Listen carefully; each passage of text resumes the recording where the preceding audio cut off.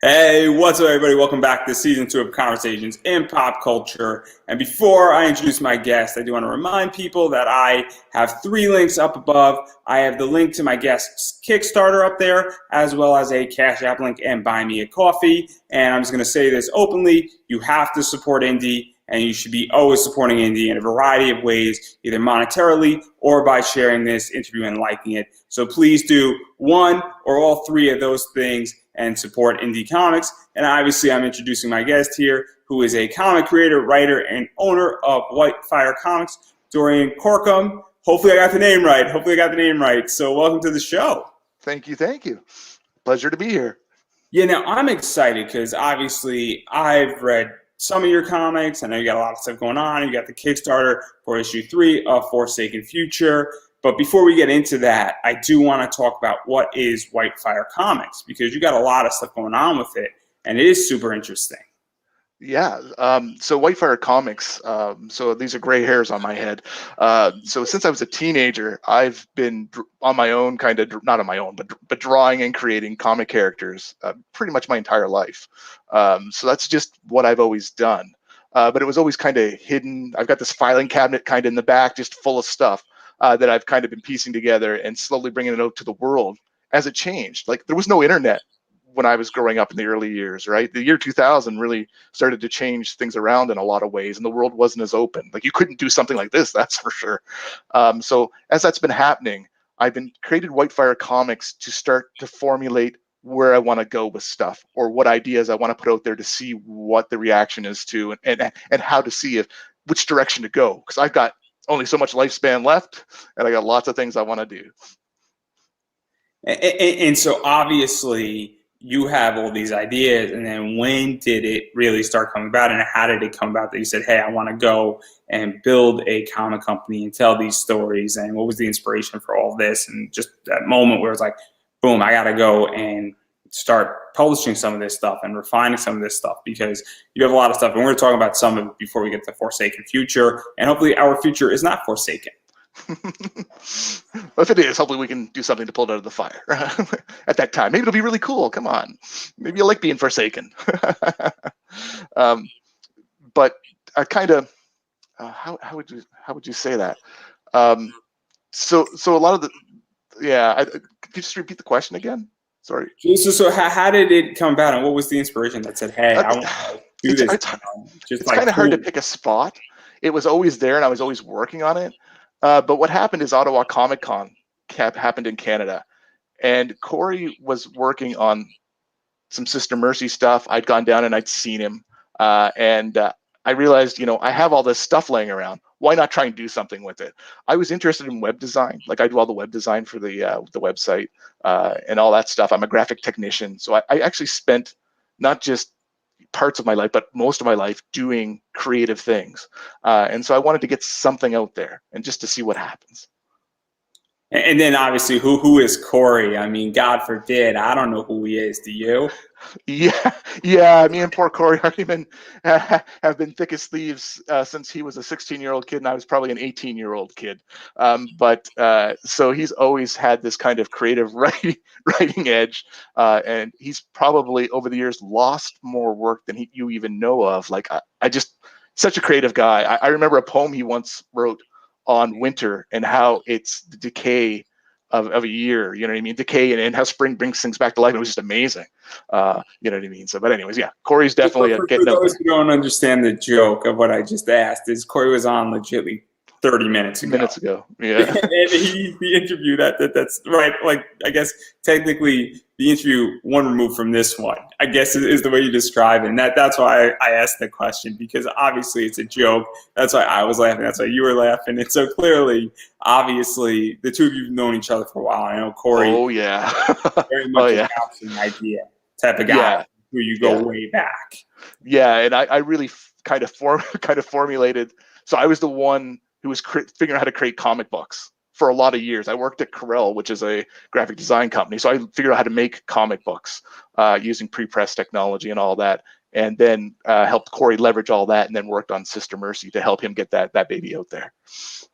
And then obviously we don't need to talk about Sister Mercy. I just spent the last hour and a half talking about Sister Mercy, so we're You need good on mercy? the Sister Mercy front.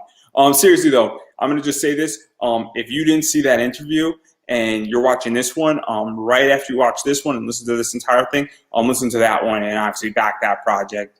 Obviously, we're going to talk about your project in a second here, but there's a lot of cool stuff going on with the world of Whitefire. And obviously, there's a bunch of series in it. And so you have a bunch of things going on. So obviously, you have the Forsaken Future series, which is separate from the World of Whitefire series. So what is the World of Whitefire? Exactly. Yeah, so I wanted to make something very different that the comic industry maybe hadn't focused on a lot. And I came up with the idea of the afterlife. I wanted a world that kind of could have superheroes or some kind of superhero, not superheroes, but a different form of superheroes. And I created this kind of race called the Lydians. And I always wondered, why does the afterlife have to be such a, purgatory have to be this kind of sad place? You either go to heaven or hell, and here's these people in the middle. Like, what's going on with these people, right? You know what I mean?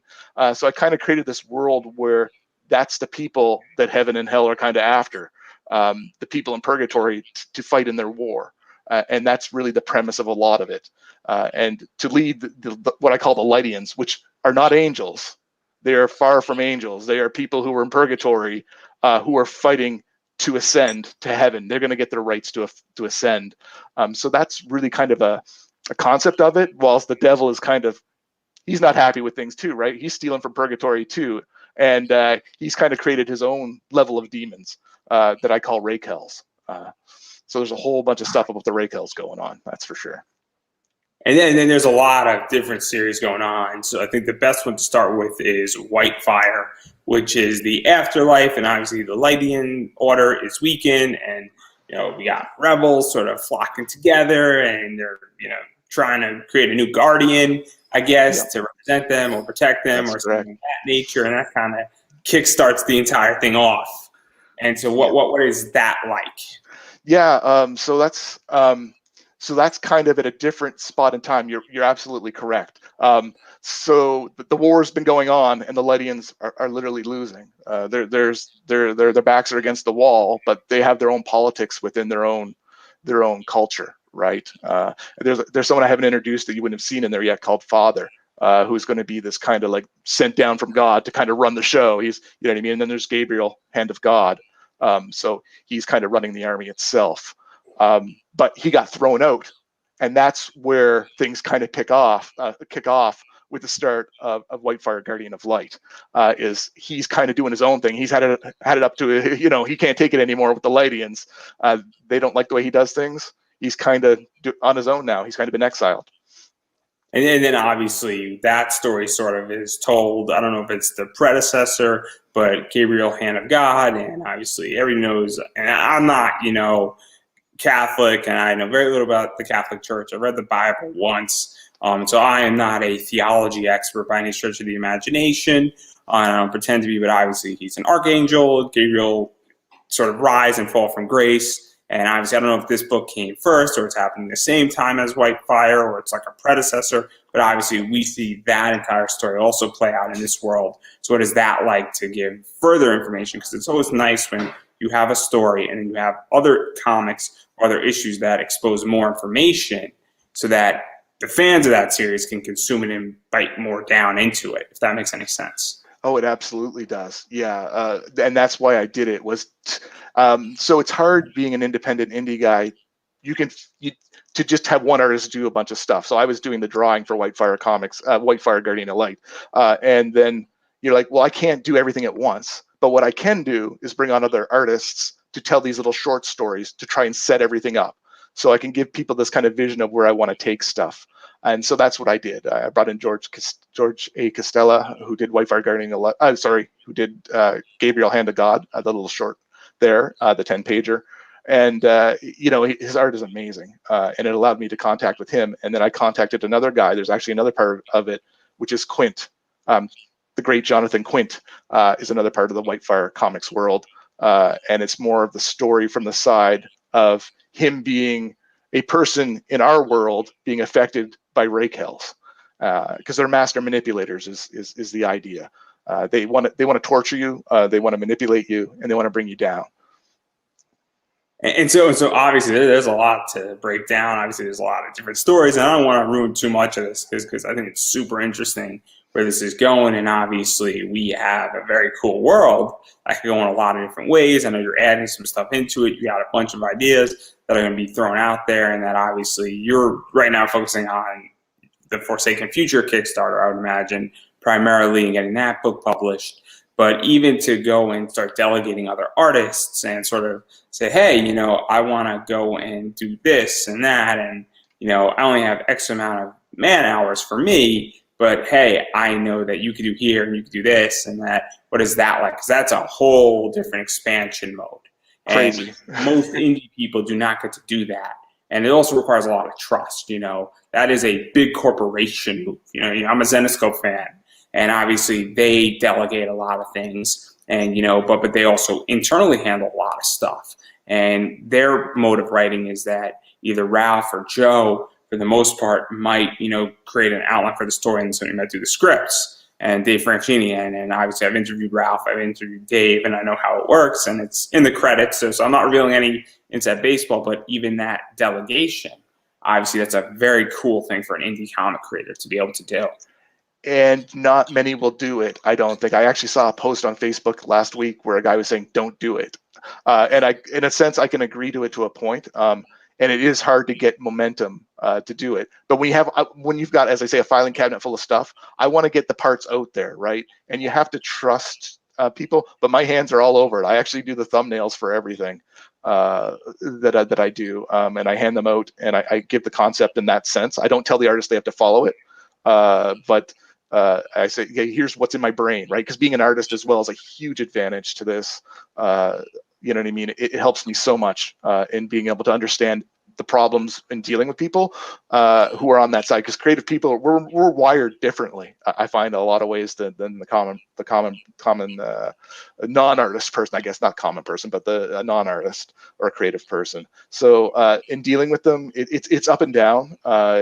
It's a lot of times I've worked with a ton of people, but sometimes it just doesn't work out. Finding the right crew is really, really hard out there. And being able to then trust them to do your stuff. I don't know how many times I've been burnt, but I found a lot of good people along the way too. So that's the cool part. And I agree partially with that Facebook post, but a lot of people say, oh, don't do this, don't do that. Yeah. And I would say 60% of the time when somebody says don't do something and then I go do it, I do it pretty well. And I've made a lot of money with people telling me not to do anything, and I've actually fostered better relations. And so what I find in the indie comic community is that some people are like, don't do this because they want to do it. And I've seen that happen a lot too. Interesting. Yeah, and I'm not an indie creator, but I'm on more of the comic investing side. And there's wars and discussions that have happened. And I've been in my fair share of fights, and I've been banned from groups partially because of it. And a lot of people, and we're going to have a conversation in a little bit later. And I had the same conversation with Corey because I'm curious your opinion. And a lot of people sort of owe me an apology, I feel, in the indie world for something that I stated that I got sort of in trouble for, and it turns out to be true. But we could table that in a second. We're going to get controversial, I promise. Oh, cool. Sounds interesting. But obviously I want to move away from Whitefire and the world of Whitefire, and I want to talk about the Forsaken Future because this is more my speed.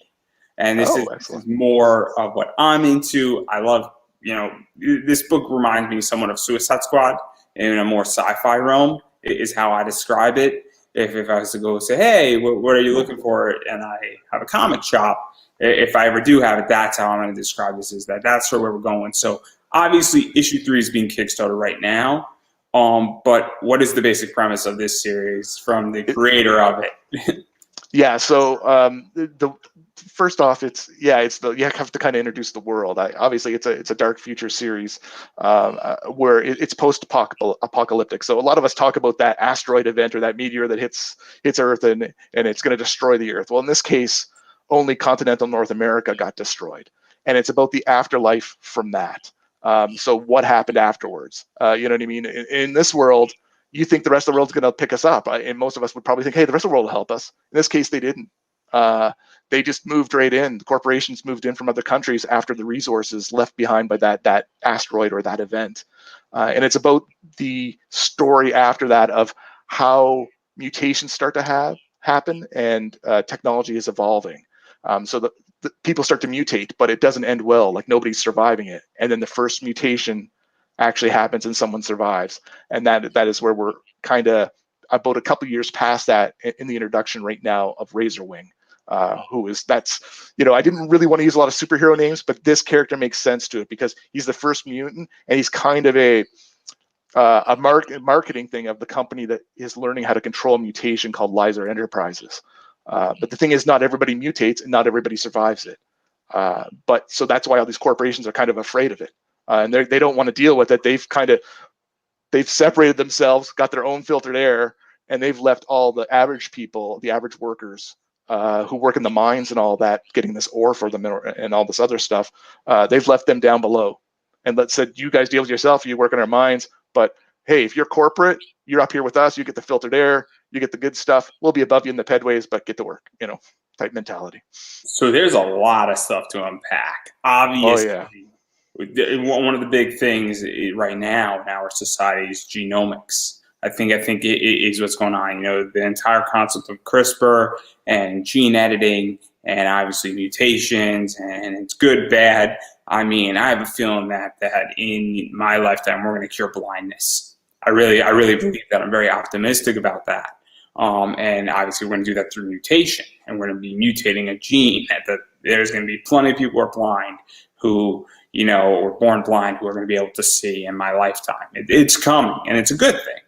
But obviously, this is a corporation that is also, we're dealing with that too, where there's greed, money, power involved. Yep. And this corporation has a very, very weird position because, they're obviously on the cutting edge, and they want to harvest these mutations to some degree and utilize them, because if they know what they are, they can either force it, they can sell it, they can, use it as labor, or they can find a cure for it and sell it to a lot of people, or maybe they have their other agendas, and I'm sure everybody who's listening to this has 15, and so there's a lot of stuff going on. So what was that like? Because I don't know if they're the villain. I don't know if there's a villain in this book per se on the surface. Yeah, and you'll see even in issue 3, I believe in a very gray world. I'm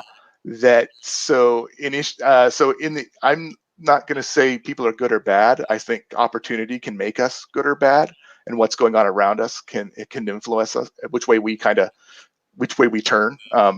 But I think their intentions are good mostly. But I think even within Lizer Enterprises itself, when again, not a lot of this is exposed anywhere yet, there's going to be some factions of who's doing it for the right reasons, because there are those people, and who's doing it for the wrong. Like, who are the scientists and the people who are trying to help people cure your blindness, for example, do the things, trying to help these people survive, right? Just random people exploding or having this mutation event that kills them, you know what I mean? They're people, right? So there's a certain factions of that even within Lizer. Yeah, and then obviously they're also dealing with a variety of other stuff, and I'm sure Leisner has some enemies that did that from the people, because, well, you're a corporation and you're dealing with this and you're on the cutting edge, and then there's average people or people who possibly might have mutations and they survived that Leisner hasn't brought over to their side to some degree, because Leisner has people on their side who have survived these mutations, and well, there's enemies. And so it's very, very interesting. And then also Leisner has some questionable tactics on how they get people who have mutated and convince them. And we're going to talk about a few characters here in a second, but obviously there's a lot of grayness. But as I stated, like, I find that there's a lot of grayness, there's a lot of question marks, and that people are doing good and bad things in this company. Yep, and it'll be interesting to see if we get down the line, if she keeps rolling, what happens in the next 3 issues once people start reacting to that. Because I think at that point we'll start to see the gray kind of shift, right? We'll have a more black and white situation. But for right now, I'm definitely trying to keep it gray, and I think this particular issue will do that pretty well too. You won't. I don't think you'll know, is Razorwing really a good person, a bad person? You know what I mean? Anyways, you'll see, hopefully. And we're going to talk about that in a second, but I do want to mention a few other things. So obviously we have John Liger, who, and I don't know if people remember what a liger is. It's a breed between a lion and a tiger, and John Liger looks more like a lion. But I'm under the presumption that he is a fusion type entity of some sort due to mutation / possibly a corporate experiment. And well, he was unleashed, and well, he seems to be on Leisner's side to some degree, whether that's coerced, forced, voluntarily, mutual arrangement.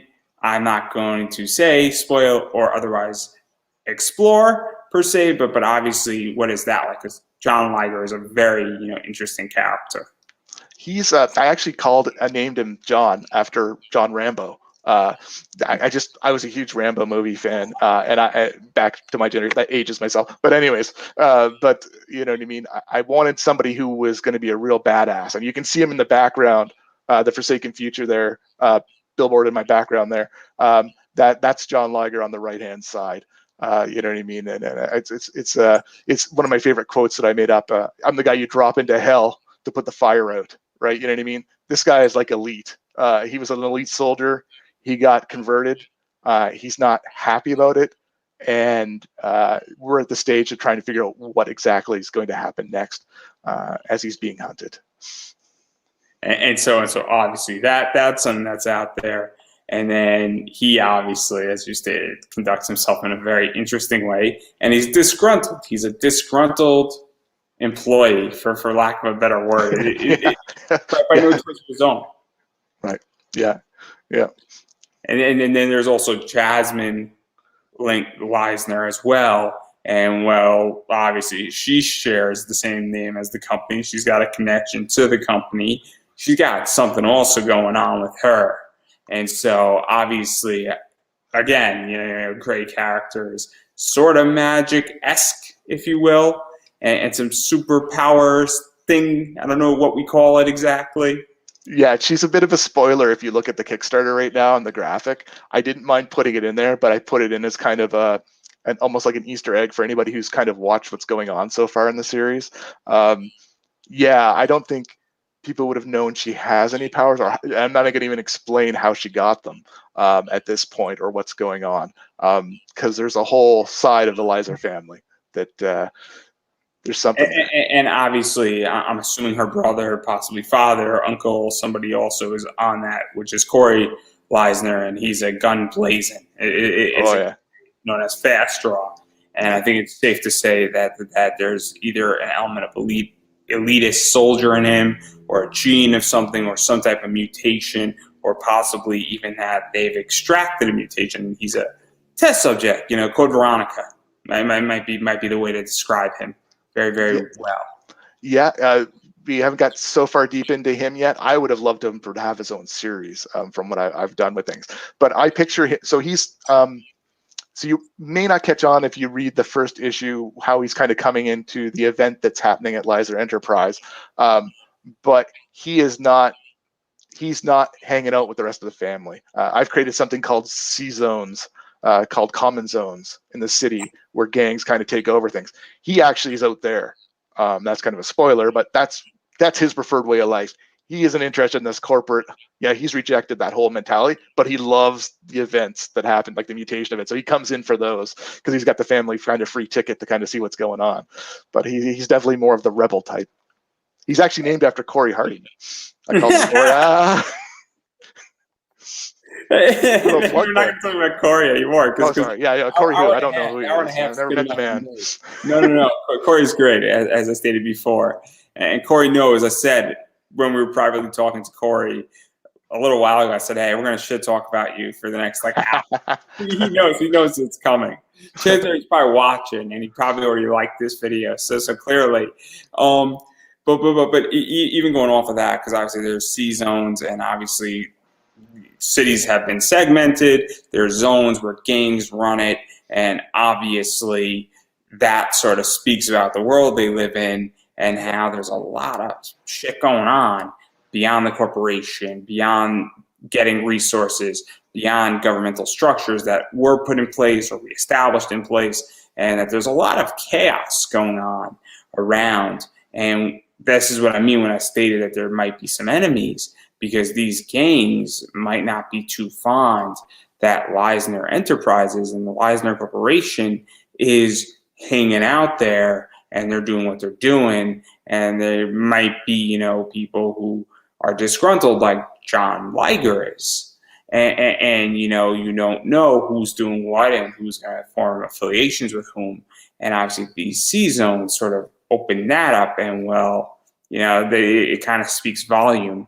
And that these C zones, as we're going to talk about in a second here with issue 3, are not so peaceful, and they are a real threat to this corporation.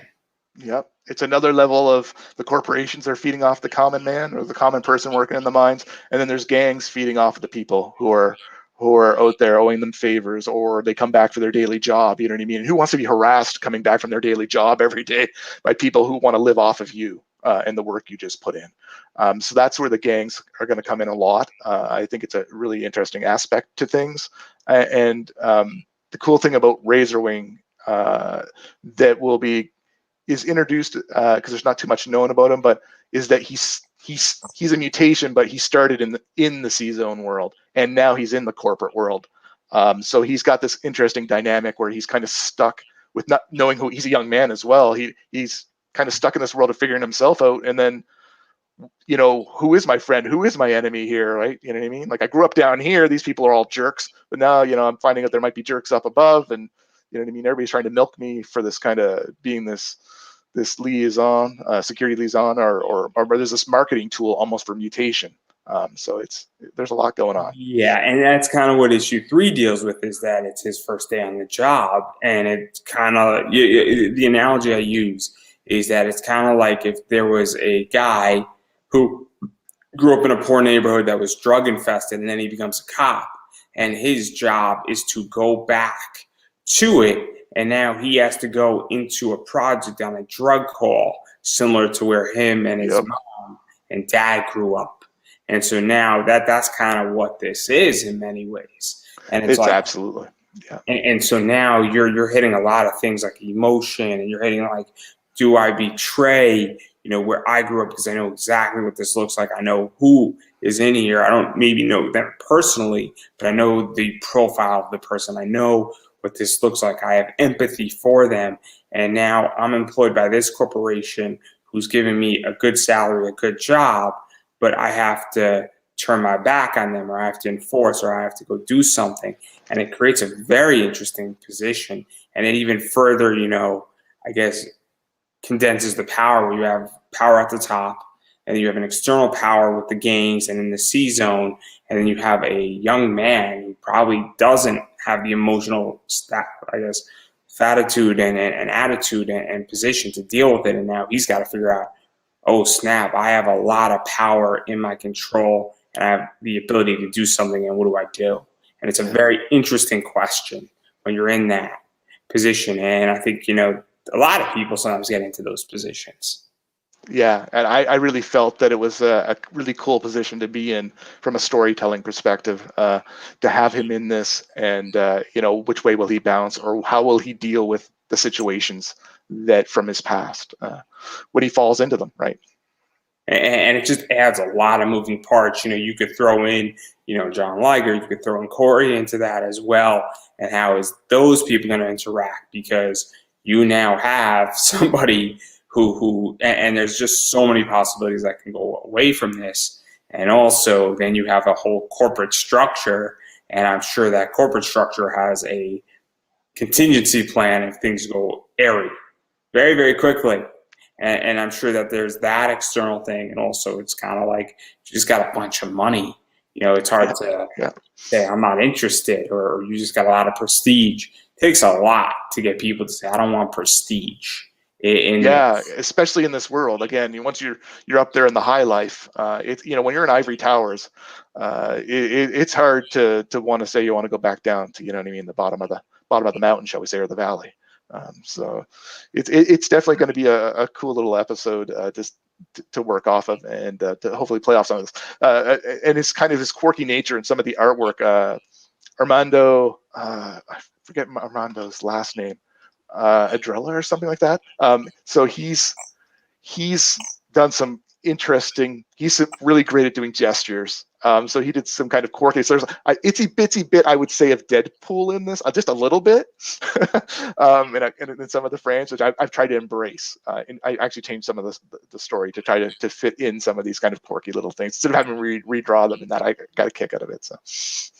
Yeah, and obviously, I mean, there's just so much that's going on, because obviously he's a cocky guy too, and why wouldn't he be? I mean, you're a powerful, for lack of a better word, mutant who has a lot of popularity to some degree, is the poster boy, and now you're in this situation, and so obviously you can do a lot of good, you do a lot of bad. You're enforcing what is known as the bad guys and protecting people who gave you something good, and you're cocky about it, and then thrown into a complicated situation. It's super interesting, and obviously what I like about this though is that we have issues 1 and 2, and we sort of get a bunch of stuff going on, and they're sort of self-contained, but they're also not self-contained in many ways. And now we are expanding the world, and so obviously the first 3 issues, with this one now being kickstarted,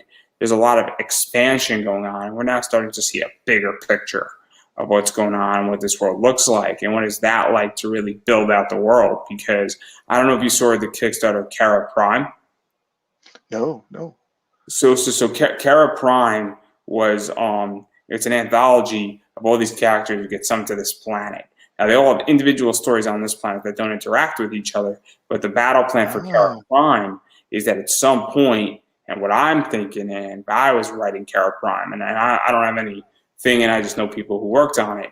If all of a sudden, you could have crossovers because you had an anthology, and then you could have spin-off launches out of it.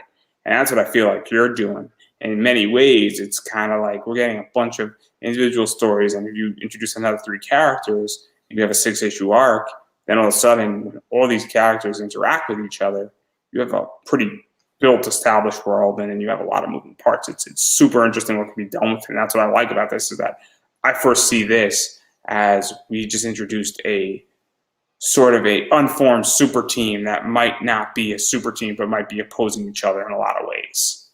Yeah, there's definitely, you're correct in a lot of ways. I've been setting up the table.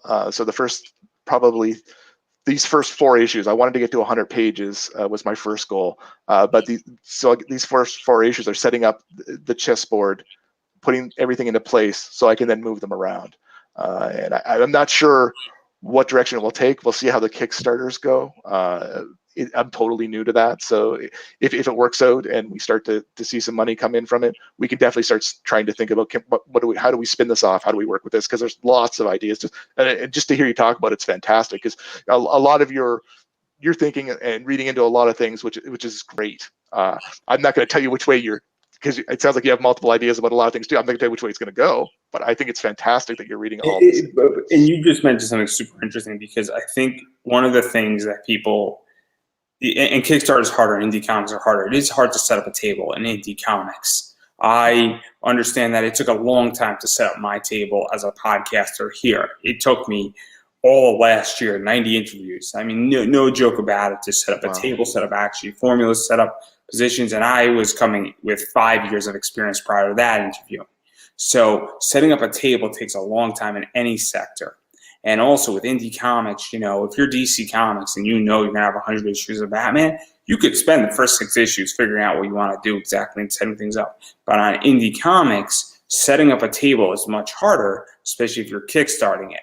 And so it's nice to actually see a book say, hey, we're going to set up what we want to do here, and that we're going to build the chessboard, we're building the world, so that when we do want to do a 20-issue run and do this for the next 10 years, we've established the world. Or if we want to do a 6-arc issue after 4, we don't need to rebuild the world. We get to just move the pieces around in any which way. Or we get to, or if in at the end of 4, you know, John Liger is a really popular character. People really like that. We can go and move him in and out of a series very quickly. And it's a nice thing to be able to do that, because in the long run of storytelling, when you do that and then fast forward, it pays off tremendously. And it's something that I feel like indie comics is lacking. And understandably why it's lacking, because you're kickstarting something. You got limited resources, right? And I mean, you can only do so much, and I understand that. I totally get that. I'm very fortunate in the sense that I'm an artist and I can create these characters, and I have them. And I've had a lot of years of doing this in the background. So yeah, to me, world building is part of it. I love that part of it, actually. I think building this kind of pieces that can move around and go in the direction you need it to go, where the fans want to take it, is where I'm trying to get to understand, right, with all this stuff. And even go further off to world building, you know, one of the things, I love playing Cyberpunk 2077. Oh, don't even start me down that road. No, hear me out, though, because the point is relevant. Is that is a free world, and that is a beautiful world in many ways. Yes. And I haven't even gotten past the first arc in the story purposely, because my favorite thing to do on a Friday night is drink and have like a Jack or Coke, or have like 2 or 3 beers, and just go around having a blast driving my car in Cyberpunk 2077 and doing sort of side missions. And I have a lot of ammunition, because I'm very good at taking people out without guns now, with a baseball bat, and I thoroughly enjoy it, and I don't want Jackie to die. So if I ruin that game for anybody, I apologize ahead of time. But my point is that when I do world building, you know, I love worlds that are vast, that are beautiful, that I feel that I could play in, and that, you know, I like when creators create a world and then they have 10 series in that world that either interact with each other or don't interact with each other. You know, I'm a big Batman fan from the 90s, because it was a vast Gotham City world. And it's something that it's lacking. That's how I feel about this in many ways, is that you have a world. Like, I don't view your necessary characters as characters. I say this is a world, and these characters are just playing it. And then if you, after Force, you said, hey, I just want to do something on the West Coast. I don't know. I'm assuming this is on the East Coast. It's just where I envisioned it for my personal position. And I don't know where exactly it takes place, but for me, it sort of takes place in the East Coast, because I live on the East Coast.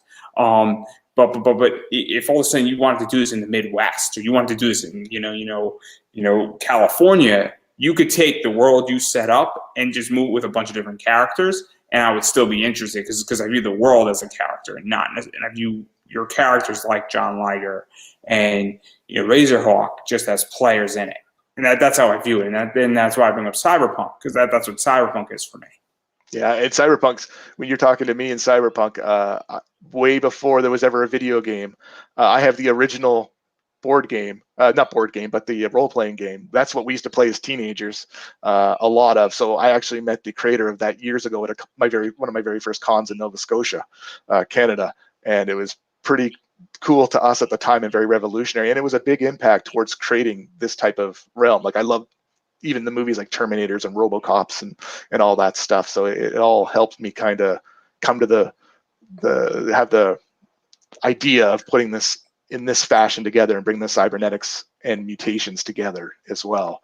Because I just view it as a world play versus anything else, and that's what I really think is beautiful about this book.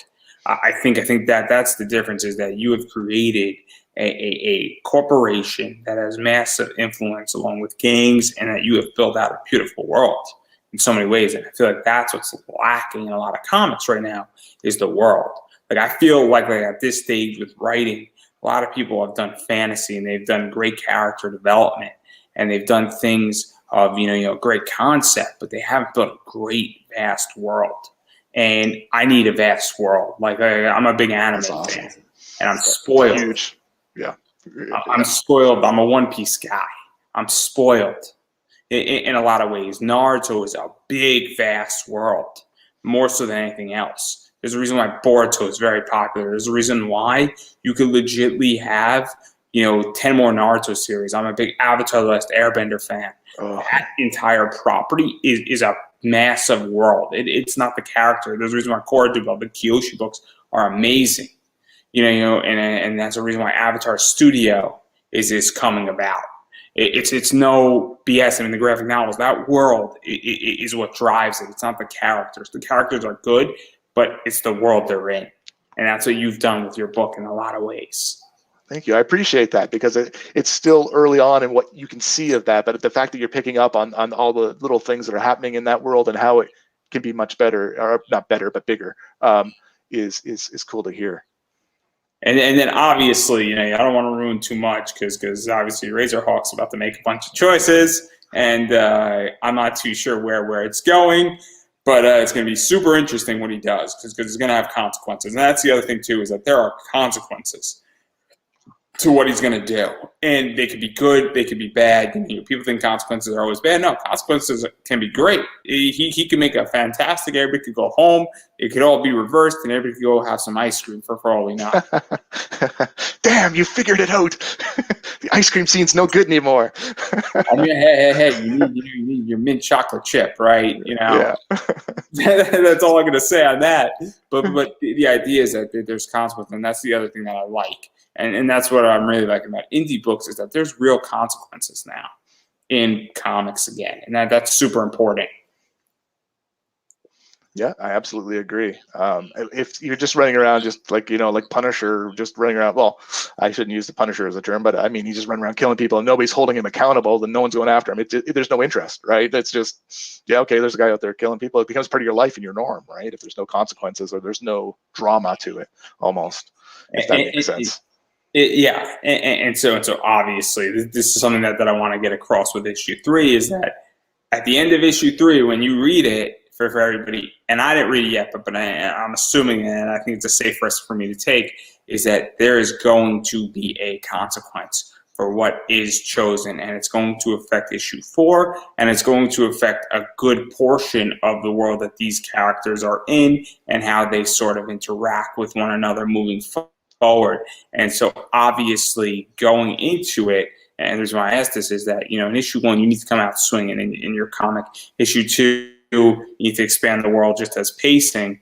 And then in issue 3, you got to expand the world a little bit further and also have some real stakes up for grab. And, there's a pacing method with comics. And I feel that that's where you're on track with this, is that there's real stakes. And now when I'm going to go pick up issue 4, I'm like, okay, what is the result of these consequences and what is going to happen next because of it? And so what is that like in actually pacing out a story correctly? Boys, I tell you, a lot of people don't realize what it takes to pace out a series.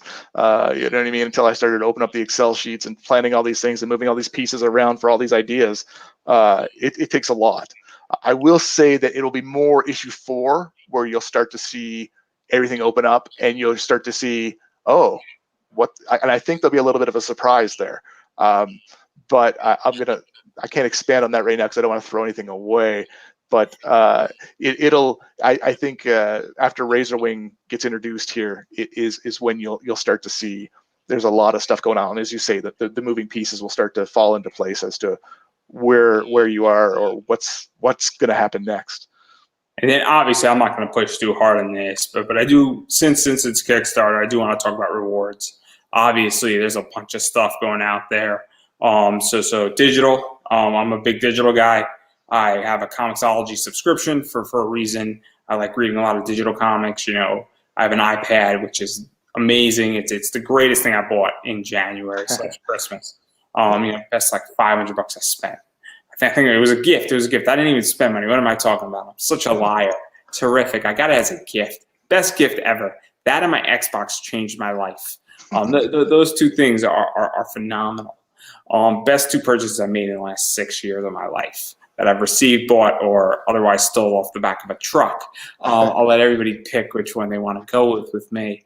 But obviously, what is that like that digital? Because, it's cheaper, it's more accessible. I know you have a digital plus as well, and then I also know you have all digital tier as well. And as I said, it's cheaper, and I back plenty of projects digitally because If it's a $3 or $4 digital versus a $15 physical, I can back 4 projects instead of 1. Yeah, and just to limit shipping is such a big pain. And again, I'm new to the Kickstarter, so I haven't completed one yet. But I've been shipper receiver for 5 years of my life as well. So We're going to talk about your shipping in a second for a reason. So just table the shipping for 1 second. But for the digital side of things, I've been a big like if Whitefire Comics. When you go to it, I created my own viewer.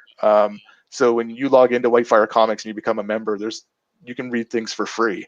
That was my original goal.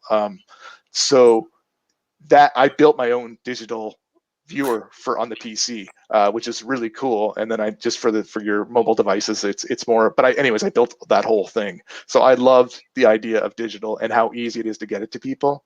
It's just fantastic. It's just a change in the world, right? To think about that. I used to go to when I was collecting comics, I was going to the store and you'd wait in the middle of the southern part of Nova Scotia, and they'd only have like 1 copy come in, and it was a race for people to get something, right? Just to think that you can now get anything you want in digital whenever you really want it. It's such a different time. It's nice if you want to read something. So I am on the comic book investing side of things. So I buy and sell comics. I'm getting into the wholesale game. It's a whole different ball game. So I know what you're describing perfectly, but I'm also a comic reader. And that's why digital for me is so wonderful because, I don't have to open up my nice comics. They're all accessible, and also it's cheaper, more affordable. And I don't know if you're on Comixology, but Comixology has an infinite amount of comics. I will never run out of comics ever again. And I mean, might be, maybe I can't read, the issue that came out, tomorrow, when it comes out tomorrow directly, unless I want to pay the $4 on Comixology. But, I could read a book 2 years ago, and I could read all 6 issues of it. And, there's so much good content out there. I mean, I'm reading a book I never would have read. I'm reading Black Dahlia right now, which is that famous case of I don't want to go into the details. It's pretty horrific, but it's a graphic novel adaptation. I would never read that if I had to buy it. And so, or if I had to pay, $6 for a digital copy, I'm not going to read it. But if it's $2, I mean, more than happy to do it. If it's $3, more than happy to do it. So I love the fact that digital, and I was a big proponent of it. And there was debates, and I don't know if you saw these in Facebook groups. You're like, oh, I don't prioritize digital. And I'm saying to all these comic readers, and a bunch of them are my friends, I'm like, are you guys retarded? Do you understand how much money you're leaving on the table? You should be pushing digital first and foremost before your physical books. Every time, because it's a price point difference. I can carry it wherever I want, and if I don't like it, I don't feel like I have to like it. You say, hey, it's free, or it's a digital, just QR coding. Yeah, it didn't cost. Yeah, no, I absolutely agree. I think the mobile part of it is just the best thing on the planet. You can carry your collection with you, literally, as long as you have an internet connection, or if you even downloaded them for reading. Just better downloading it. I can download everything on Comixology. I legitly can. I right now have 50 graphic novels on Comixology, and I got my account 3 days ago. Crazy. So if I'm on an airplane going to California, I have 50 graphic novels without any internet connection. I was going to Vegas last year, and there's a guy sitting next to me. I was watching him, again, being someone who does comics and does digital, and I watched him for the entire trip, sitting there on his phone, reading some kind of manga. So he was just going through it and just having a good old time. I mean, it's so different, but it's so awesome. And so I love the fact that you offer just the issue, deluxe edition, and all of your content. You also obviously offer printed covers, the standard cover, and hopefully I get this right. If I don't, I'm sure you're going to yell at me and correct me. I don't know if that's the standard cover. That is the standard cover right there. Yep. I got it right. Oof. Yep. We're off to a good start, 48 minutes in. So there we go. But obviously this is the standard cover, and so obviously that's Razorhawk. He's kind of looks like a fucking badass to some degree.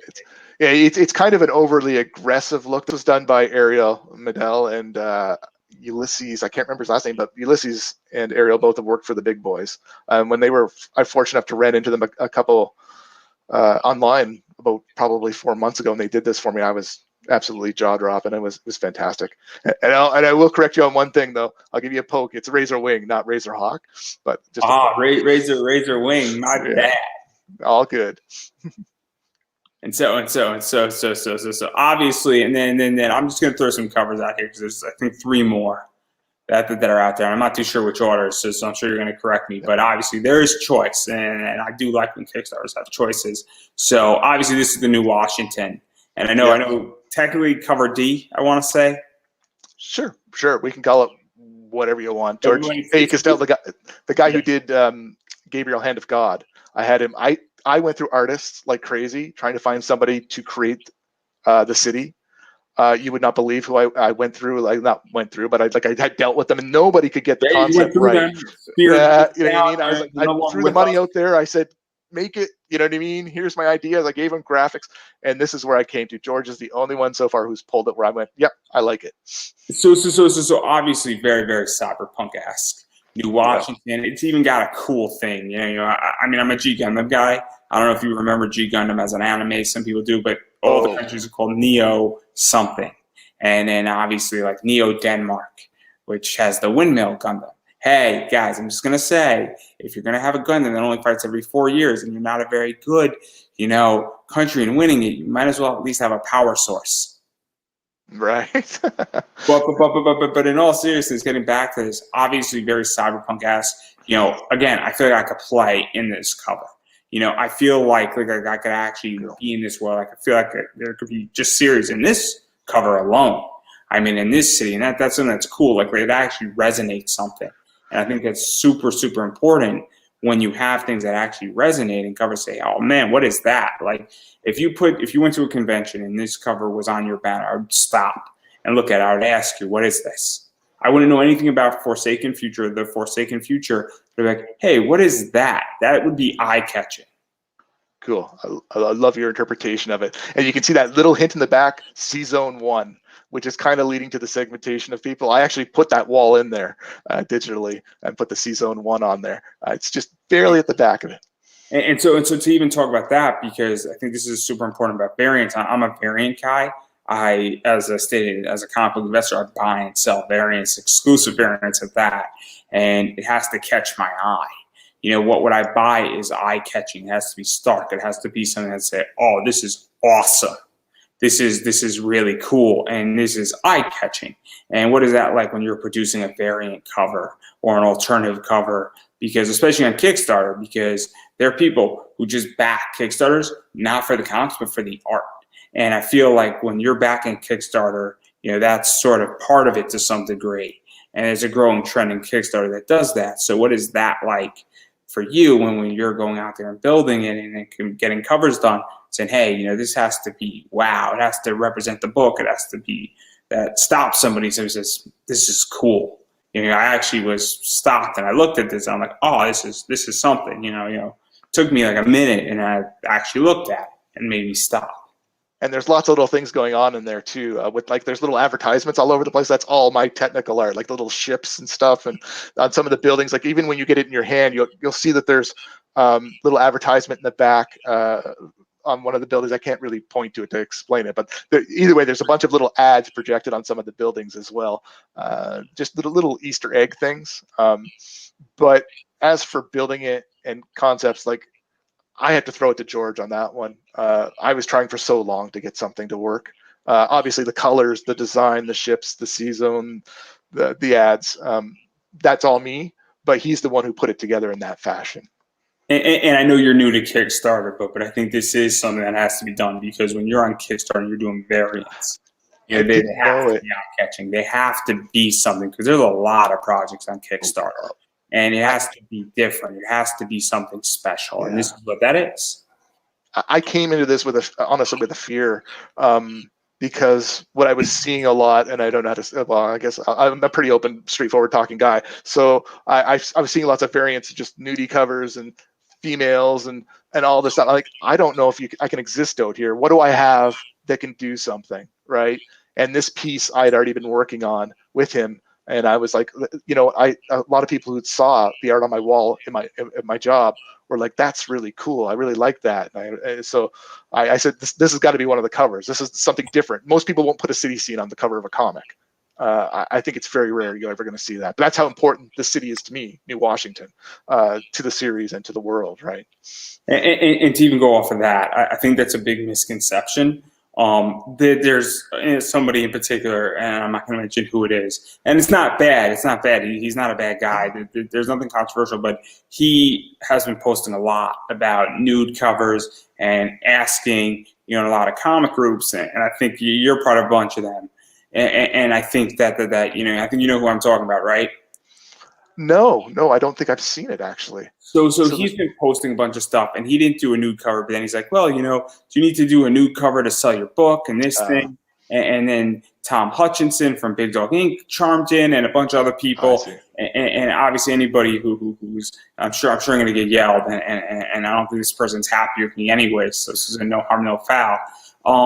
But the idea is that, like, he was throwing it out there, and there was a big discussion going on in this comic group, and actually quite a few. The same discussion was going on in like 4 or 5 groups. It's not that hard to find, and I'm sure that people are watching, and when they see it, they're going to know exactly what I'm talking about. And this person, and again, it's a fair discussion, but it was this: do you need new covers to sell your books? Yeah. And I think you don't. I really don't think you do. I'm hoping not. Yes. You need scantiness. You can. I mean, I deal with that. I'm a Zenescope fan, and anybody who knows me, obviously, I like that artwork, but I also like other cool work too. It's not that I just like that. I mean, I just picked up some really awesome Spider-Man covers that have nothing to do with anything, that are just awesome art. And I'm getting into the wholesale game on both the indie front and more mainstream at the moment, and the covers that I just picked up to sell, and from a wholesale perspective, nothing to do with that. So I'm all over the place, but I don't think you need a nude cover necessarily. Yeah, I didn't know. I'm totally new to it, right? And when I see out there a lot is a lot of that stuff, right? And it's part of the industry. You have to accept. You can't really. There's no reason to fight it. If someone likes that, they like it. You know what I mean? Why would you? You know what I mean? Anyways, I just didn't know if I could be successful on the same type of terms without having. And I don't have right now a strong female lead character, which is just the way the industry is going. If you look at Star Wars, Star Wars movies, you know what I mean, and all this other industries out there, there's a lot of strong female characters, and it's not because I don't like strong female characters. I think it's badass, right? You know what I mean? It's just I didn't have any, how do you work it in, and how do you because you want to have balance.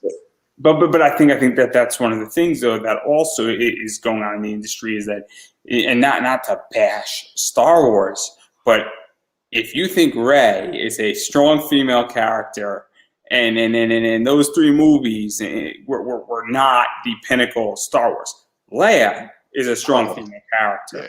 Okay, that is a strong female character. Rey is not.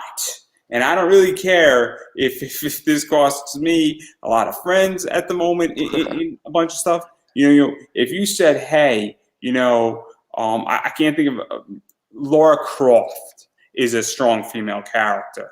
Those movies are great, and both Angelina Jolie and I forget the other actress, but I also think that there's nothing wrong with not having a strong female character. There's plenty of stories that don't have that, and also forcing characters. We're starting to see that with Marvel to some degree. Yes, and it's a problem, and even DC. And it's like you can't force things. You can't I think Starfire from the New 52 was a brilliant series, and that series was not forced at all, and that's why I thought it was great.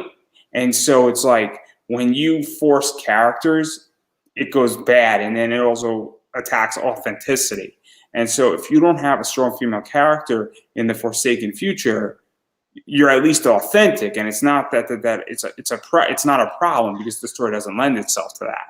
Right, and it doesn't mean there isn't going to be ones. It's just it's not now, right? It's just or maybe the story doesn't lend itself. No, maybe it doesn't have to. Yeah, I'm not going to change it definitely to fit not a stereotype. I don't know how you say it correctly, but to fit some genre to get it more attention.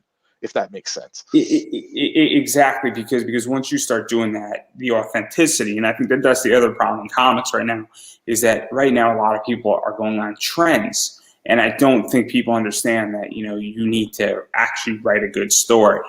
You know, there is a book that has a strong female character in it, but the book isn't that great. And I backed the first issue, and I was not thrilled with it. And I don't think that I think that I think it was a little bit too trendy, that book. And I think there were other problems with the book. But obviously, I think that, you know, that happens, and people are fitting a trend because, well, it's working right now. And the There's a pendulum. formula.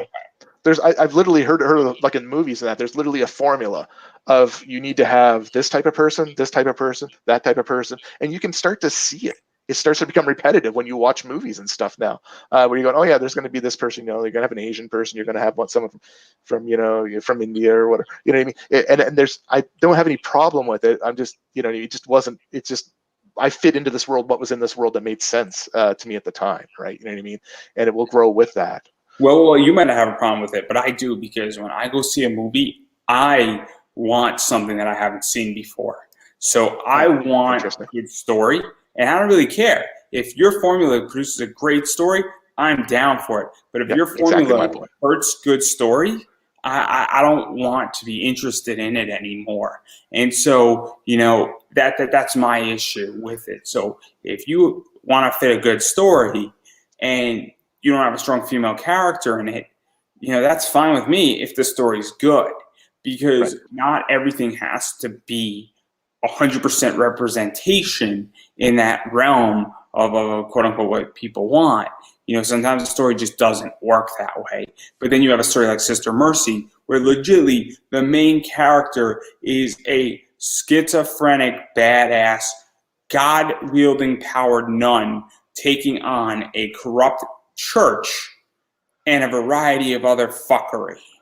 And she's doing it in a very, very interesting and violent way.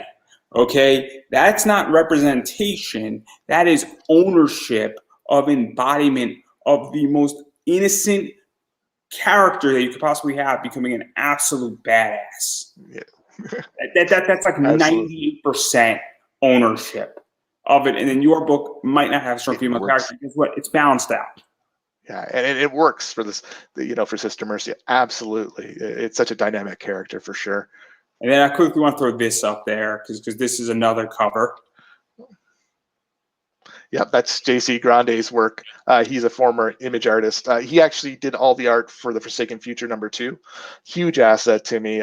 Fantastic, you know what I mean? Like, again, as we're talking about building comics, you got to find somebody who you can afford on top of it. Like, I'm not rich doing this, right? We can afford to push things forward and not, like, I you know what I mean? And to go to the cons, you're not going to make a lot of money. JC was affordable and really a pro at doing a lot of stuff. So let's talk about that, because obviously, you know, you to get a cover, you sort of have front the money, and then you sort of, a lot of the way it works is that you pay yourself back, and that's how that works to some degree. And I'm not gonna, you know, go too much into the details of that, but obviously, you know, it's not, when you're doing indie comics, you're not DC Comics. You know, Scott Snyder writing Batman is not paying Greg, he's not paying his cover artists. You know, DC is taking care of that, and DC's writing him a check. Now, there might be certain circumstances where if he is, you know, now, you know, an editor has an office at DC, maybe, you know, he's on staff and maybe his page rate comes down because he's getting a certain amount of money for being on staff, and maybe that's affected to some degree, and maybe he has to write 3 or 4 issues for free because it's coming out of his paycheck. But that's a little bit different than that. But obviously, you know, when you're doing indie comics, that is super important to understand that, well, you have to find people who are affordable and are also within your Kickstarter payment. You know, if you know that you do $5,000 on Kickstarter, you know, you can't go put $5,000 into buying a cover, for lack of a better word. No, you're exactly right. And just on my front in Whitefire Comics, if the world hadn't opened up, I wouldn't be able to do any of this. If I wouldn't be able to get artists from the Philippines, from around the world, who are just cheaper to use, honestly, and they're talented artists who are out there. You know what I mean? You know what I mean? It's very rare you can afford, in my role, someone who's a North American artist. I've worked with a couple, Rodney Bennett, who did the Quint 10-page short story, and a couple people in America. But the problem is our price of living is so high, and there's just no budget to be able to afford them. So that's where I really appreciate. You might be able to afford certain people for a cover in right. America versus interior work. Interior work and cover work are very different. Meaning that, I'll throw a name out there, Steph Wilson. Steph Wilson might not be out of the question if it's the style. Or, I can't think of another artist, and I hate to throw somebody down, the ladder here. But I think for a cover, it's a little bit different than interiors. Oh, yeah. I agree with that, too. Yeah. I have been very fortunate that I have an opinion on that as well, too. I always liked the cover artist to be the same person who did the inside work. That's the way I wanted it to work out. And you can see that with JC Grande and with Mike McGee, who did the first issue. I had them do the cover because I just felt like they deserved that. You know what I mean? Because the cover artist is always, to me, as you say, kind of like certain people collect just for the covers. I wanted to give them that representation on the covers. And the Forsaken Future issue number 2, the picture of Liger is amazing. Absolutely love what JC Grande did for that. But I do find that artists can take it up and they can take it down. So, and that's where JC was so versatile for me. But I agree, you can get real expensive cover artists. I've avoided that so far. But I don't know. You get reasonable ones too. You get reasonable ones too. Also, another trend that's coming up is cosplay covers. That is a super interesting trend where you just hire a cosplayer and it's a photo cover, and it's super interesting. Much like how Dynamite does it and Marvel does it. And so if you have somebody who is cosplaying Razorwing, I got it right, correct? Yeah. And so if somebody said, "Hey, I love Razorwing, can I cosplay this?" You would say, "That's great. How about you just did a photo shoot? Can I get that picture?" And they're on the cover in a cosplay cover. And so that's a cool thing that's going on too. Also, people do blank covers that are cool too with commissions. So a lot of cool stuff. We're going to talk after. I'm going to give you like 15 ideas for covers for your next 10 years, and you're going to love me for it. But I digress. And then obviously, but you could get expensive cover artwork, and you could get very cheap cover artwork from people who are very good at it. There's a lot of people who do not charge a lot of money, all things considered. And a lot of these pro guys that I've run into, Ariel and Ulysses and all, they actually give you an indie discount. Like they have there's a dedication these artists have, which is amazing. You know what I mean? Like, very good. Think about that. I'm a pro, and I'm going to take a discount. I've worked my whole life to do this so well, but I understand that you can't afford me for this. I just did it actually. The artist for, so the colorist, for the Forsaken Future 3. Tommy Sheldon, unfortunately, is having some health issues. So I just got David Ocampa, who's done quite a few different projects, I believe for Marvel and a couple other places, Top Cow. He's currently working for Heavy Metal. I got him at, he had a rate, and I was able to get him down a bit, trying to explain, I'm an indie. Can you help me here? You know what I mean? And can you get the job done? So he's already I think 9 pages into coloring it, which is insane. You just can tell he's a pro, right? And also, I think a lot of these guys who work for the big, guys and the big boys and the top 5 or 6 companies, I think a lot of them, also recognize the fact that, they're big boy jobs, and that pay rate might not be here forever. And also, there is something to be said about being part of a cool indie book. And that, I think things are shifting. I think even attitudes are shifting. And I think a lot of these people say, wait a second, I need to get my name out there as well. And I think that's why they give somewhat of an indie discount, because I think they're realizing, saying, wait a second, the tides are shifting. Kickstarter isn't anymore, a joke. a project funded on Kickstarter has some pristine. And then all of a sudden, if you're working for the big boys, and then you have a break for 2 months from DC, and you're pretty fast at drawing something or doing a cover, it adds a lot of value. I mean, you look at people like Dawn Mateague, Jamie Tyndall, some of these people who do covers for, Zenescope and a bunch of other companies, they're on Kickstarter for a reason. There's real money to be made now. And it's important for their brand on Kickstarter to be part of other people's Kickstarter. And they're not doing it for necessarily a lot of money, because I know people, and I don't know exactly their rates, but I know how much people make on Kickstarter. It's not hard to figure it out. And a lot of these people are really good artists, but they're now saying, wait a second, maybe I need to be on Kickstarter a lot more, because that's the way of the future. So I think it's more than just money. I think it's also marketing, branding, and people don't want to seem like a corporate asshole, I think, as well. Yeah. I think there's lots of factors to it. The world is definitely evolving if you really, really stop and think of what someone of my generation has seen with it. As I said, with the going to the comic store and being stuck, not getting what you want after waiting for months for it. And then you have to go hunt and find it somewhere else. And anyways, to just on demand, and as you say, everywhere. Kickstarter just seems insane. I think it was like 25 million someone said they did last year or something in comics, somewhere's around there. Yeah, and I think I didn't throw this one up. Oh yeah. And this is the Savage Edition. So I don't know what the deal is with the Savage Edition versus the other non-Savage Edition. Obviously, I like Savage. I like blood. I like gore. And obviously, I think Razor Wing's having a good time. Yeah, and this is all my art here, so that's cool that you put this one up. So this is actually kind of my way to say thank you to the fans. I'm a slow artist, or I could do this all myself, but I'm trying to get faster. It's an evolution over time, and hopefully someday I'll be able to just do it all myself in theory and evolve to that level. But this, I spent a lot of time.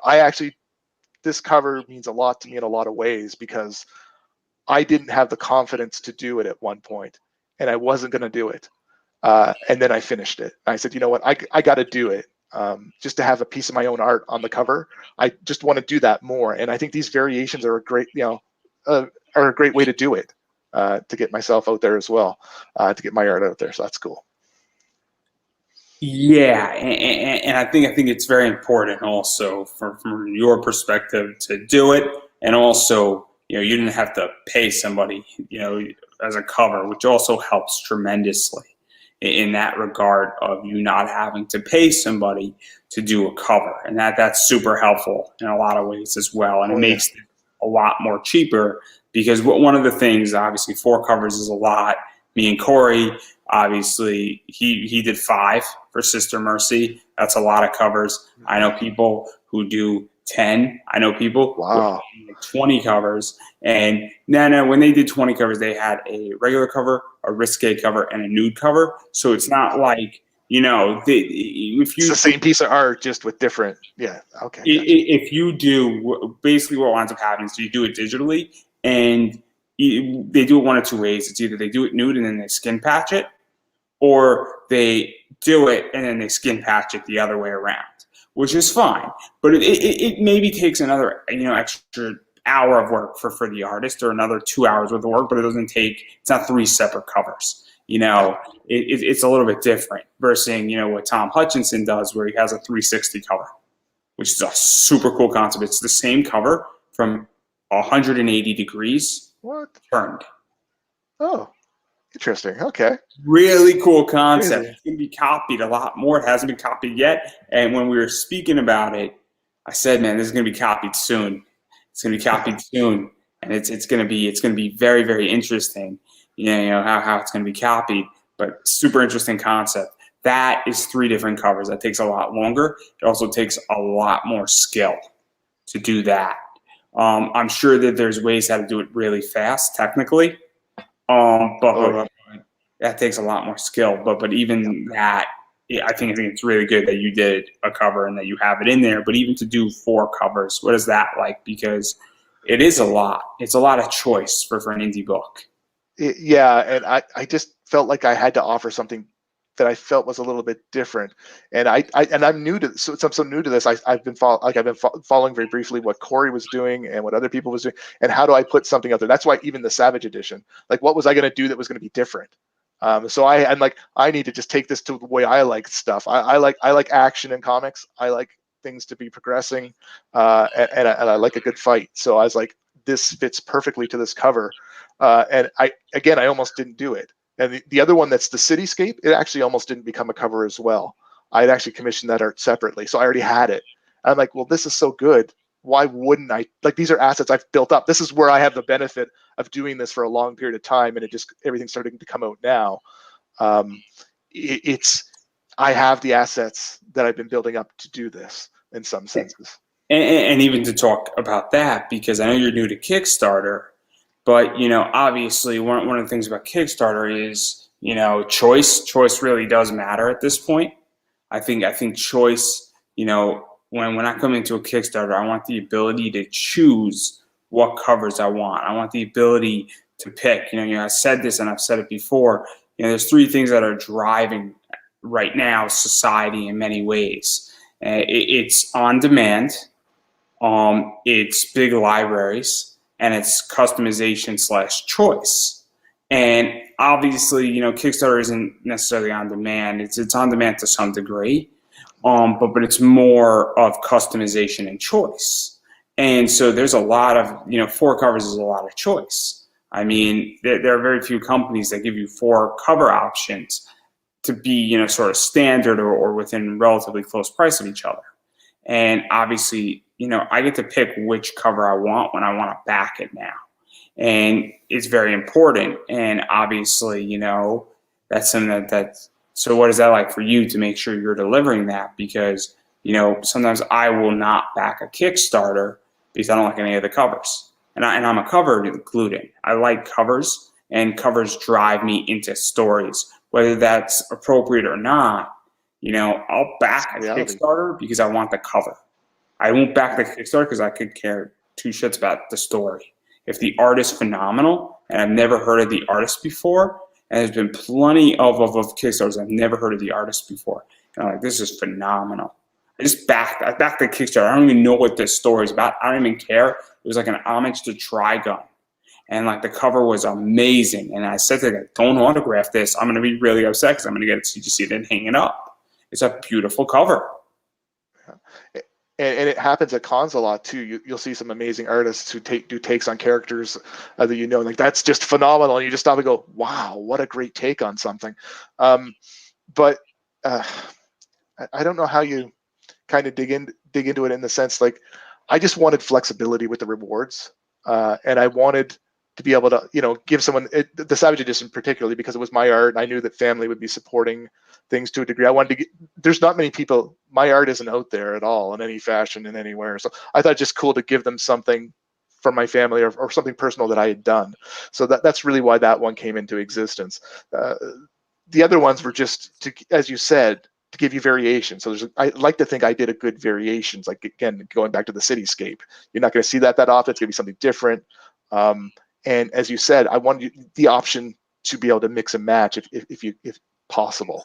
But it took me forever to figure out those rewards. I spent so much time on that. And I was talking to Corey and I was going, I don't know what to do with these. I can overdo this. And I had all these graphics to put it in my story part. And I'm like, okay, no, I'm just going to put them down the side. I'm going to give people as much flexibility. And as you said, I think it's important. Yeah, and I think simpler Kickstarters tend to do better. I like having a good amount of choice, but I also think that there is something called too much choice. From my perspective as a podcaster, I know some podcasts take a lot of questions from their audience and they're very audience interactive. I'm not audience interactive. My audience has no input into what I ask. I just give them the choice to, listen. And the reason why is that, I think sometimes choice can kill you. I think choice sometimes is very bad, but I also think that giving people 3 or 4 options is very good. But I think if you give people 10 options, too much flexibility will kill you, and it gets too complicated in many ways. it'll water things down. I think a lot. You see that in a lot of industries out there, actually, where you gotta pick your main paths, right, and work on those, and not go too diverse, or you don't. It's the old saying, you can't make everybody happy. You know what I mean? And then obviously there's a bunch of other rewards. I mean, I know that there's a bunch of packages that give you a bit of a discount where you can pair stuff up. I think you get all 4 covers for a little bit cheaper than if you were to get them all individually. I think that, there's like a Fleet of Books package with a bunch of other stuff in there. I think there's some like sticker sets up as well. And there's some other rewards that obviously I think I'm missing with this Kickstarter. So I mean, you could just fill us in real quick on that. Yeah. So there's actually one of the coolest. Actually, I think I have one right here. I'll just stand up for a second. I'm very ill-informed, everybody. So when me and Corey started down this road years ago at the cons, we actually created these card sets, and I still have these left. So I've offered them on the Kickstarter reward. They're a really cool little card set that kind of takes you back in time to when we started everything. And I packaged them really nice. It's pretty hard to hold, but it's a 15 card set of all the characters, and kind of the start of trying to figure out where we're going with stuff, right? So that is one of the reward options in there as well. There's a sticker set by Ariel Medell, which I'm going to create them. I don't want some small little puny stickers. I've got a couple. So I've been supporting the Kickstarter communities, and I've seen some of these stickers come in, and it's fantastic that they do this stuff. But a lot of them are these little tiny ones. I'm like, no, I want something big. So I'm doing these 5x3 set. I think it's 5 different characters in that one. But I also have more art from Ariel to do even more if I decide to. So we'll see how things go with the Kickstarter. If things start to pick up on it, I'll probably put out another set of actual stickers as well, because they seem like a really fun thing to do.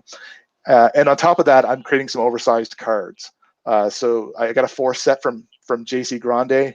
He did some of these works for me a while ago, and I had them. I think I need to turn these into something cool and different. I didn't want to do a normal sized card. So they're going to be oversized. So they'll be pretty big, and I'll put like a Kickstarter logo probably on the back and the Whitefire Comics to make them feel exclusive to the event, to the Kickstarter. But those are the primary ones. I could check to see what other ones are there. And then obviously, I mean, rewards are sort of where people love stuff, and obviously people back Kickstarter, and because at some point, and the reason why rewards are very important is that a lot of rewards are exclusive to Kickstarter. Yes. And obviously, I'm assuming that at some point when cons come back, you're going to be bringing this book to cons, or you're going to put it out on your website or something of that nature. And or somebody could pick up the book, off the website or digitally, and they're not going to be able to get a particular, sticker set per se.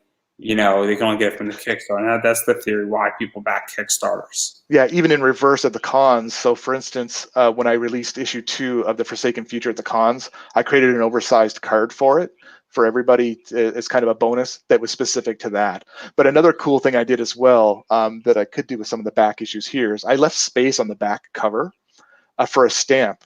And every time I went to a con, I brought a different stamp. When I went to HellCon, I would stamp at HellCon to make it unique. So I'd be sitting here with these table full of things, stamping them. But so that it becomes more individual to the con. And I want to do the same thing with the Kickstarter. That's why I want to put the Kickstarter on the back of them. And again, you only get some of this stuff there. Because I think it's the fair way to do things for people investing in something like this. As you say, give them something special. And then obviously, I do want to talk about the shipping now. So I did say we were going to table it because, and I was hoping to talk about it a little bit earlier, but we got super sidetracked. Sorry, I can do that. But you're in Canada, from my understanding. Yes, exactly. And I don't know if you know about this, but in the last 9 months, there's been 2 postal service hikes in the United States. So shipping in the U.S., and I'm an eBay seller, so shipping in the U.S. has gone up dramatically. And I actually took a 2-month hiatus from eBay selling, and then I sort of got burned on something that I sent out. I only lost like maybe $6, but I quickly adjusted because I was charging, about $7 and the item cost $13.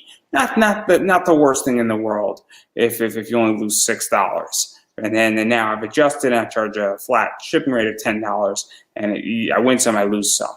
And that's okay. Sometimes it costs me $9, sometimes it costs me $11 to ship something. It averages out to be about $10 for me to ship safely comic books across the United States. I do not ship internationally because it's a headache. Okay. So I understand shipping has become complicated, and well, in Canada, it's very expensive to ship things into the United States.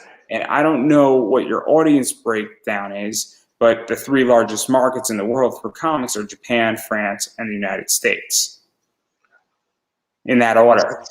And so obviously, I would imagine that a lot of your customers that you ship to are in the U.S. Right, and yeah, I think that's going to be the primary spot that things will go to. At least I'm hoping. But I did want to offer international as well. It's expensive. You're right, and you have no idea on our side creating a Kickstarter how painful it is right now to figure out what to do, especially now that they put add-ons. And now that there's these add-ons, you want to offer them, but how do you cover shipping for it to know like the weight of something? Once it go, like there's a really cheap, like in Canada, there's something called I believe it's called document. If you're mailing a document, it's different mail than if it's a package. As soon as you go over a certain weight, you're now out of document and into package. So you have to be very careful on what you offer, how heavy it is, and how you put that price on there, because it's very easy to be out money very quickly. Even in the U.S., it's becoming a problem. So in the U.S., I did my first add-on, and I got charged the shipping, and then the add-on added more to my shipping. I was like, what the fuck is this? I just spent, $40 plus $7 shipping, and now you want to charge me an extra $5 shipping for an additional comic. Right. And it's that borderline, man. It's a hard borderline. It's as soon as you're in that spot, or if your package is bigger, for instance, with the poster, your package is now, 1117. That's a huge difference, even for your own costs for packaging it.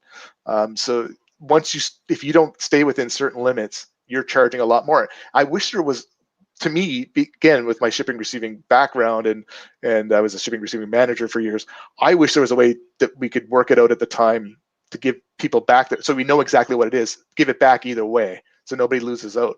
A real great example is I backed a Kickstarter called the Incantessa, and Rich contacted me, and I followed this guy for a long time. We've gotten along well, but he told me he was losing money on the shipping to me in Canada from England.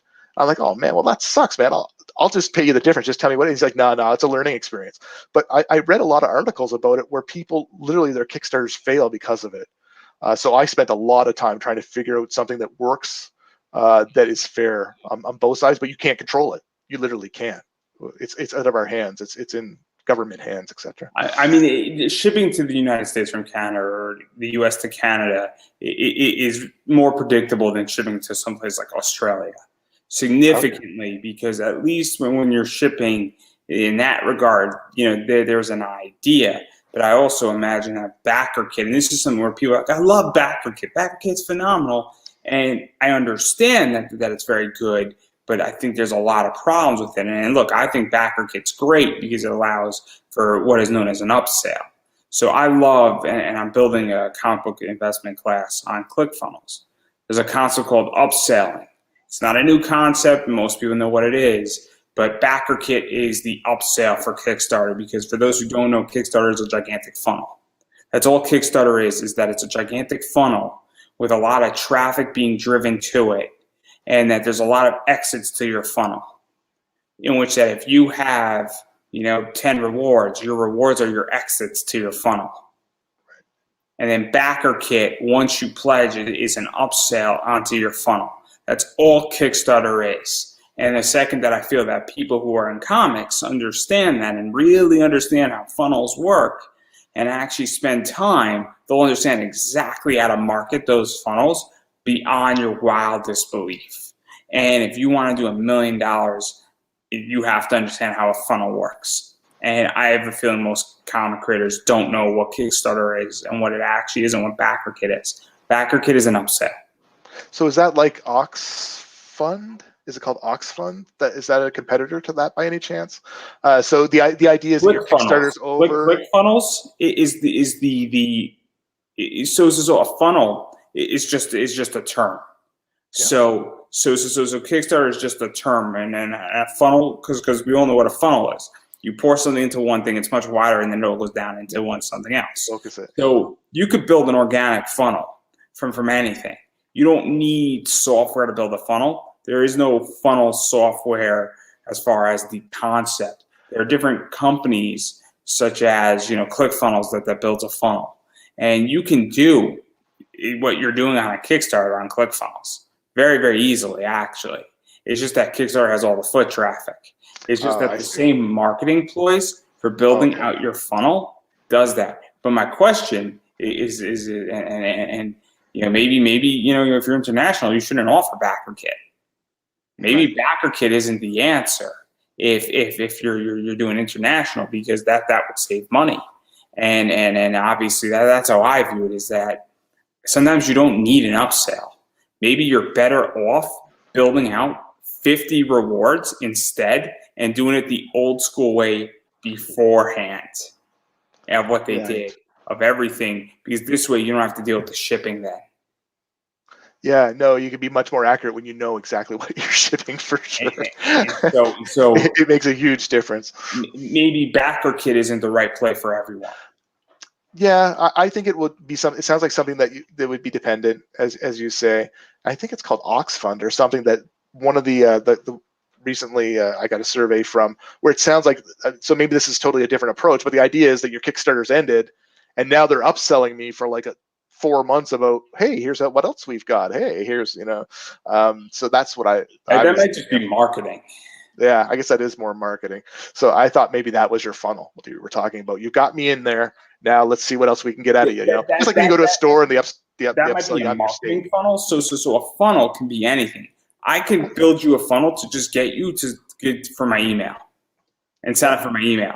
That's a funnel. So if I want you for my newsletter, this is a funnel basic 101, and this is a great idea. So off topic, but I'm going to bring it back into topic in 1 second. So I get you to sign up for my email. I say, hey, if you sign up for my email, you're going to get a free copy of my first issue for my newsletter. Now, every Friday, I tell you what's going on with my Kickstarter. I know I'm doing a Kickstarter in 4 months. I'll give you the first issue. Issue 2 is coming out. Now I got you into my newsletter. That's a funnel. Okay. Yeah, I got you. I totally got you now. It's a very basic concept. I'm not selling you anything. I just want you on my newsletter. I'm giving you a free something to get you into my newsletter. It's a great concept. But getting back to all this, obviously, talking about Kickstarter, I mean, you're brand new to Kickstarter. Yeah. So news that gets. Is this your first Kickstarter or your second? My first, and it is kind of weird. I was also, the other thing I was worried about too is I'm starting at issue 3, but I also consider that probably a benefit too, because someone can get almost 80 pages worth of stuff as well, right? So yeah, it's totally my first one. I started 1 years ago, and I just stopped right away because I felt like it was overwhelming at the time. And I wasn't, I was trying to do, I'm a one-person show a lot of the time, and then hiring the help and getting the help from different people. It's very hard. You got many, many hats you have to wear. So what brought you into Kickstarter for Literally Corey. We're going back to Corey. Literally Sister Mercy. We're going in those vicious circles. But literally because Corey went there, because I'd given up on it early, and I seen that he was having some success, and I thought anything that can help make money back to keep me going is good, right? And maybe it will allow me to get those higher rank and get a little attention and help me get be able to pay more for a cover artist or help in some other fashions. But then then his success was quite well. So I decided, why don't I do this? I've got issue 3 sitting here. The cons are down right now, right? We can't, the world has changed for the last year and a half. Why not? You know what I mean? And so obviously, what is it even like for you to come into Kickstarter? Because, and I mean this very, very politely, you're old school. You grew up very old school. Obviously, I'm 28, so I am more new school. I've come around to Kickstarter in a lot of ways. I've come out to a lot of new concepts in general, and obviously I'm an adapter in a lot of ways. And so what is that like for you coming into this new technology? Because we're now starting to see a lot older people coming into Kickstarter, a lot of older comic creators coming in, people who were successful maybe in the 1990s, and now they're bringing back creative projects and they're bringing back other things, and that they're even taking, Ben Dunn is a good example. That's exactly who I was thinking of. And Ben's great. He was on my show. He's fantastic. I can't wait to have him on again. And Antarctica Press, it's good stuff. And obviously Ninja High School. I think he funded like bringing it all back, all of the issues in nice hardcovers. And then he just did the Ninja Swimsuit Edition Volume 2. Volume 1 was great. I enjoyed that book. And then it's cool. And then he's got yearbook stuff coming out. And I'm familiar with Ninja High School because I'm a manga guy. So obviously that's sort of cool in that regard. And so what is that like for you? Because you are that old school, and now people are going to see an old school guy coming into this and actually getting your work in front of a lot of people, because a lot of people are on Kickstarter. Yeah, just from the platform itself, I found it very confusing. Just to understand what was going on with the world. They were just doing the add-in stuff. You want to talk about confusing the heck out of me, because I knew it existed from previous conversations. I didn't have it because it wasn't released yet, and it was getting released in a week. And if I hadn't caught on to that, I wouldn't have had any add-ons at all, which I thought were very important and where I was trying to get to. You know what I mean? So it can be confusing, but I'm also different to my generation a lot. So I grew up with computers a lot and technology, and I work in the R&D world, so in the software world. So it's my job to be on top of technology. So I love technology. I embrace technology. I'm not like my girlfriend's dad, who's very kind of, he's stuck. You know what I mean? Like he's like right there. He's not going this way with technology, that way. He's done. You know what I mean? But I embrace it, but I still found it very awkward. I think to get it rolling and to feel comfortable with what I'd done, and had I done it right. I was watching videos. YouTube is one of the best things on the planet. Kickstarter has a lot of great supporting stuff, but you still never get that feeling, have I done it right? And Kickstarter doesn't really tell you that, you know what I mean? Like, it doesn't really say, this is going to work for you. It does give you ideas, but it doesn't, drive you to that finish line. And I agree. Kickstarter can be very confusing. It is a very, very interesting territory. Obviously, I said we're going to sort of get into some controversial territory. Obviously, I'm sure that you've been watching Kickstarter. I think you've backed a few Kickstarters. Oh, yes. Yeah, I definitely believe in that as well. I want to help as much as I can other things. And so you've backed significantly. I mean, how many Kickstarters have you backed? Just curiosity. More than like 10? It'd be around 10 to, probably around 10 now, 10 to 12. I think I did 2 more today. The reason why I ask this is that obviously you know how it works as a backer, and you've probably backed in the last year or so. So you're well aware of Keanu Reeves coming in, Scott Snyder, and the big boom that came in. And so the reason why, and I was speaking to Corey, I don't know if you caught, or me and Corey were talking about, and it got a little controversial. But one of the things that we were talking about is that Tom Hutchinson, and I've been mentioning his name a lot from Big Dog Inc., he was on my show, and we had a conversation. I was completely wrong on the topic, where in 2020, more projects were on Kickstarter and more projects got funded. Now, I personally thought, and I was in the camp saying, if more projects are on Kickstarter, there's less money to go around, and therefore more projects are going to fail. Now, that didn't happen. Right. And the success rate was higher. Now, this time in this year so far, there's less projects on Kickstarter, and as a result of that, the success rate is lower. Now, I don't know the full extent of the data, and I take Tom at his word, because Tom has been right on a lot of things, and I'm assuming he is correct. And if somebody has data, please, that contradicts that, I am more than happy to look at that, and I could be wrong again. But obviously, if he's correct, I was not accurate, and I was actually wrong on the issue. But that partially is because Keanu Reeves and Scott Snyder and a bunch of other people who are big comic people came in and raised a lot of money on Kickstarter and through crowdfunding. And then when they left, it left a big void. And so I'm curious how you feel about that, because this is exactly what I thought was going to happen, and it turns out that it did. And they have a right to be on Kickstarter, and I'm glad they were. Yeah. But the theory was, it's going to bring in everybody into Kickstarter, and the people who are backing Keanu Reeves aren't going to back my project. Well, guess what? They bought Berserk, and then they don't see anything they like, And then they're getting emails, but guess what? They are now not here. And Corey said it's kind of like a rising tide raises all the ships. And then that dropped down. And so I'm curious how you feel on all of that, because it is a very interesting thing, because the merit isn't that they don't have a right to be there. They do, but it's this is not the norm. And what is it going to be? Every 3 years we have a rising tide and then it drops back down? Right. So over my lifetime, using the tide analogy, you can't, or actually even more, weather, you can't predict the weather. So I tend not to worry about what other people are doing. For instance, I don't care. Like I was at a con once and people asked, we're starting out, we just got our cards, we don't have a comics print, they're all online at that time, but they're going, oh, what about DC and Marvel? Are you guys going to take on DC and Marvel? I couldn't care less what other people do. Honestly, I believe being focused on yourself, and if it works, it'll work. I can't control that, right? I wouldn't hold on to my comic, let's say, for another year before I would release it, just because Cano's not here this year, as much as I like him. What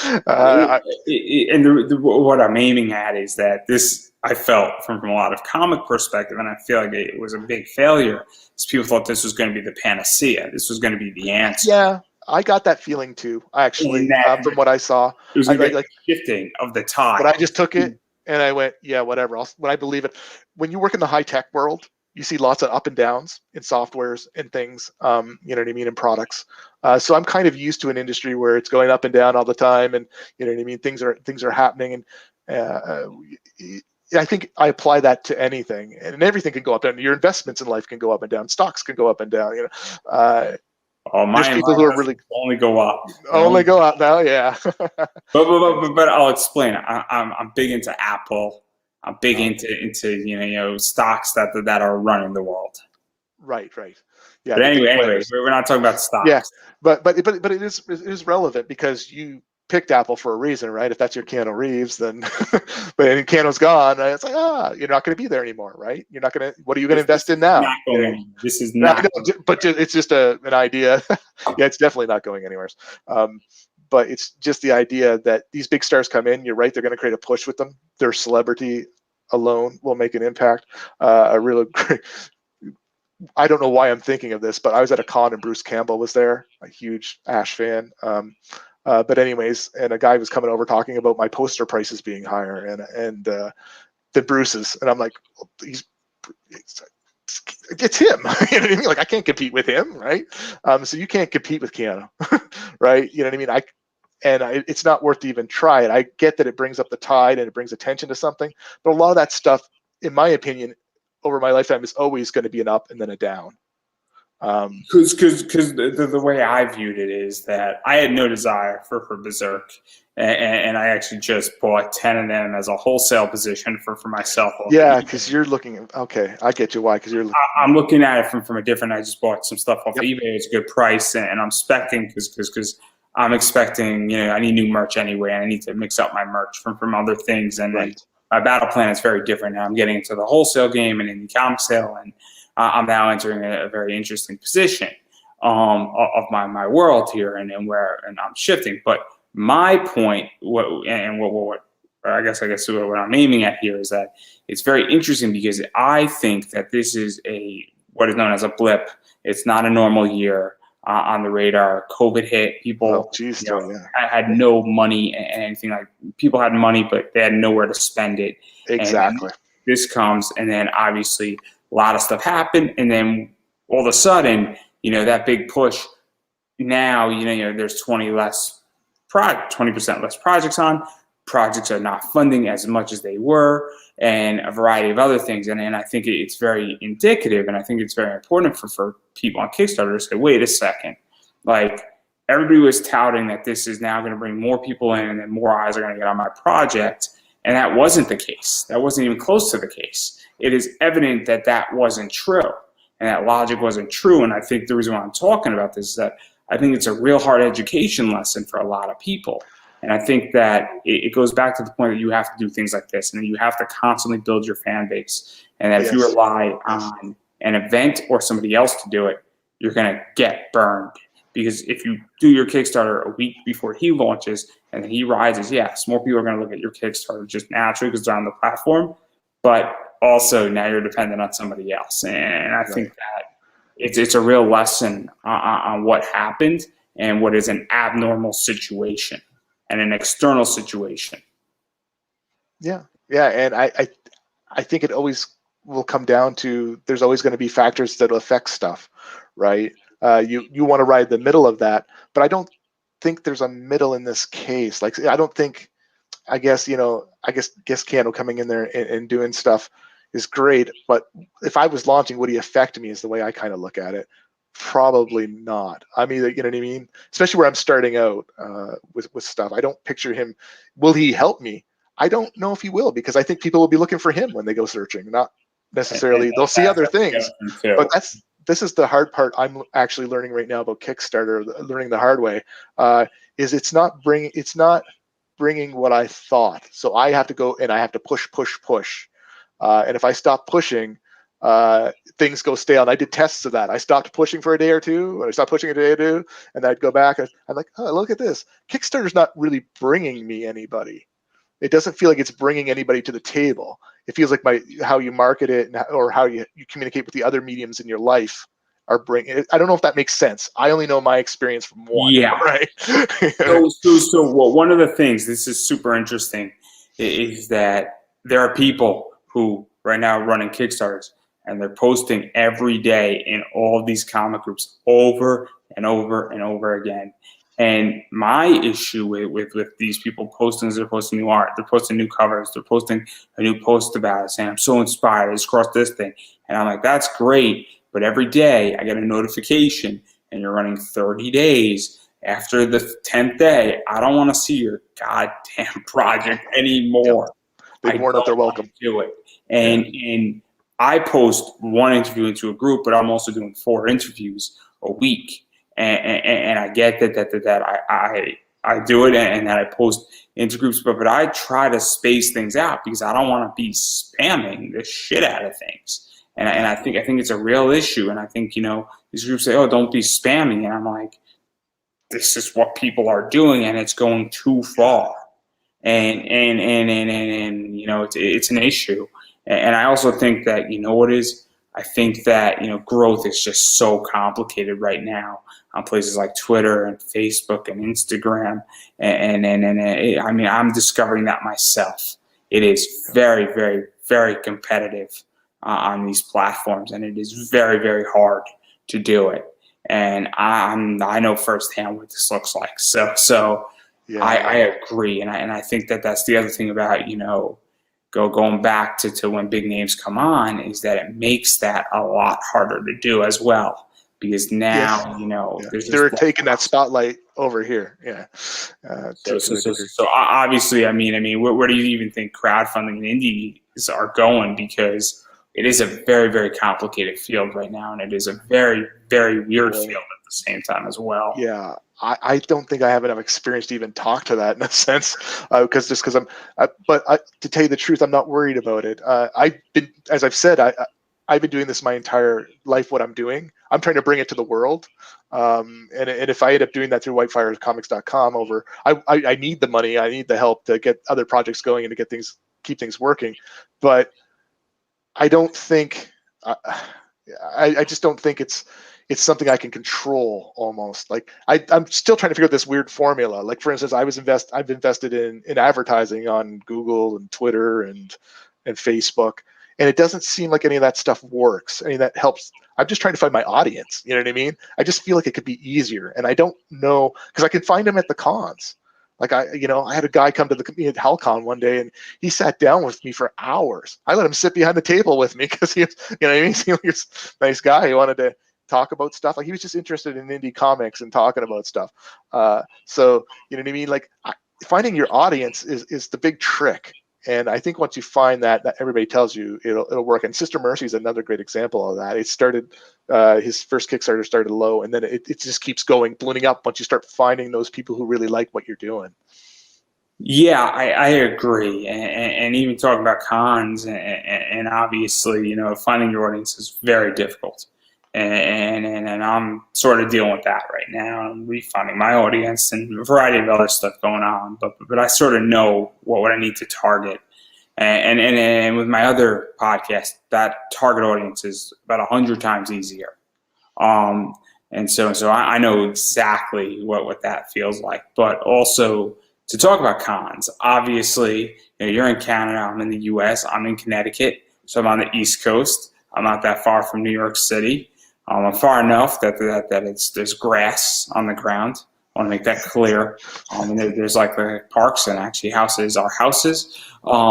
But kidding aside, the U.S. is starting to open up again, but it's very, very weird where it's going. And I've spoken to people who have been at cons down in Florida and other places, and what they've said from a financial position is that people are a lot less willing to spend money and drop some serious money. And also comic prices are high, and people are just looking for particular books they have their list of what they need, and that's all they're buying, and then they're getting out of the con on what they need, maybe going to a panel, but they're not like going ballistic and going through an entire pull bin, and pulling out 50 books that they want that maybe they were doing 2 years ago. And so where do you think cons are going from both a convention standard point of being safe and having people there, as well as, even from an economic standpoint? Because if, the vendors aren't making money, and you as an indie comic writer isn't making money, and the celebrities aren't making money, and the con has to pay the celebrity to be there because they didn't make enough money, and then the con's not making money, or just to briefly explain how celebrities work, most of them have what is known as a guarantee. A guarantee means that they are guaranteed X amount of money, and every autographed picture or anything else they sell is counted against their guarantee. That's why you have Q&As and things like that, because that's also part of it where the con basically says, hey, we want you to do 2 Q&As or just do 1 Q&A, and they want to have a draw for you as the ticket holder to go there. That's part of it. So if a celebrity only sells $40,000 and they have a guarantee of $45,000, the con makes up that $5,000 position. So all of a sudden that costs the con money. If they only sell $45,000, the celebrity got paid, but they're saying, hey, I was hoping to make $55,000, or a year ago I was making $55,000, and obviously there's lack of attendance. So obviously, that's a factor in it too. So where do you think it's all going? I know I just threw a lot of stuff at you. So up here, it's been interesting to start, because when we started doing this, I think it was around 2006 at the Ottawa Comic Con up here. I think it was around 12,000 people went to it. And then the next year it doubled to 30. And then I think it went up a bit from there. So everything was consistently going up. And I think you're right. Will people come back? I see it a lot in the forums, people saying they're going to be back and they're going to, support it. I think it depends on each con.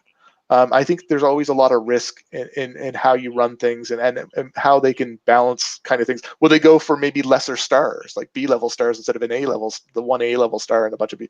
You know what I mean? There's lots of ways I could see how they could save their money to try and safe bet it. I mean, I'm even just thinking from a consumer position, because my understanding, and maybe I'm coming at it from a comic perspective, is that money is a lot tighter for people at the moment. I think people, are also being way more selective on how they're going to be spending their money.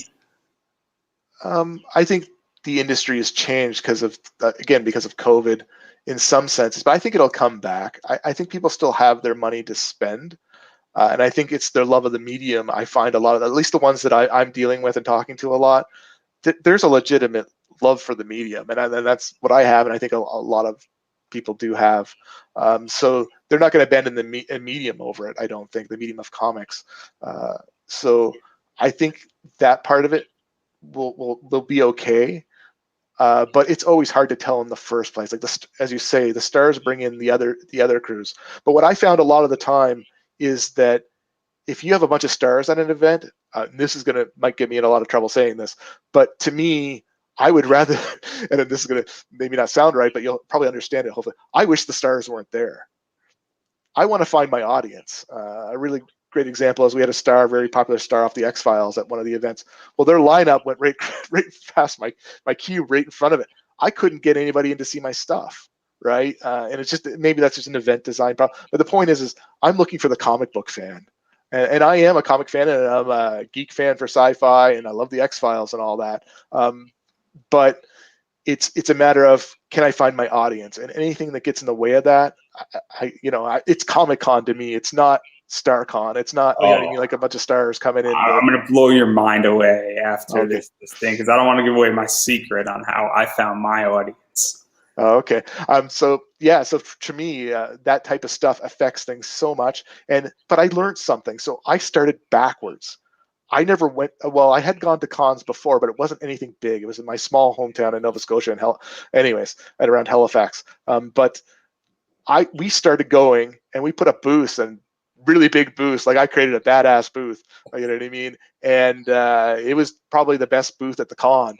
But it didn't matter in the end. I realized over time that if you create a really badass booth, the people who are the fans for the comics will find you.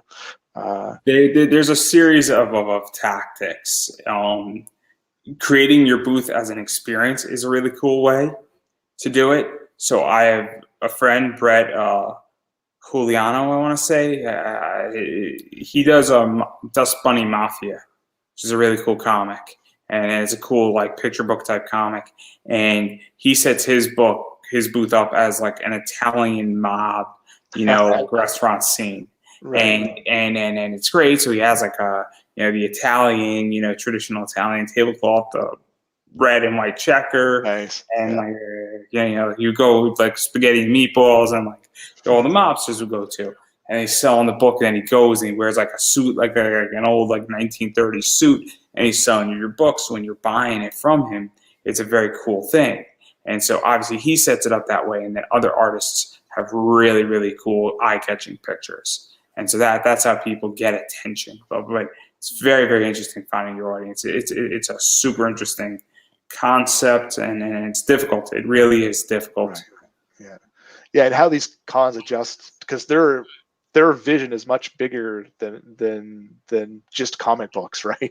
As we've mentioned, they got the entertainment people. I find in ours up here, there's a lot of people who actually are doing, obviously artists. There's artist galleries. But there's a lot of toy sales, all the geek sci-fi stuff that we all love.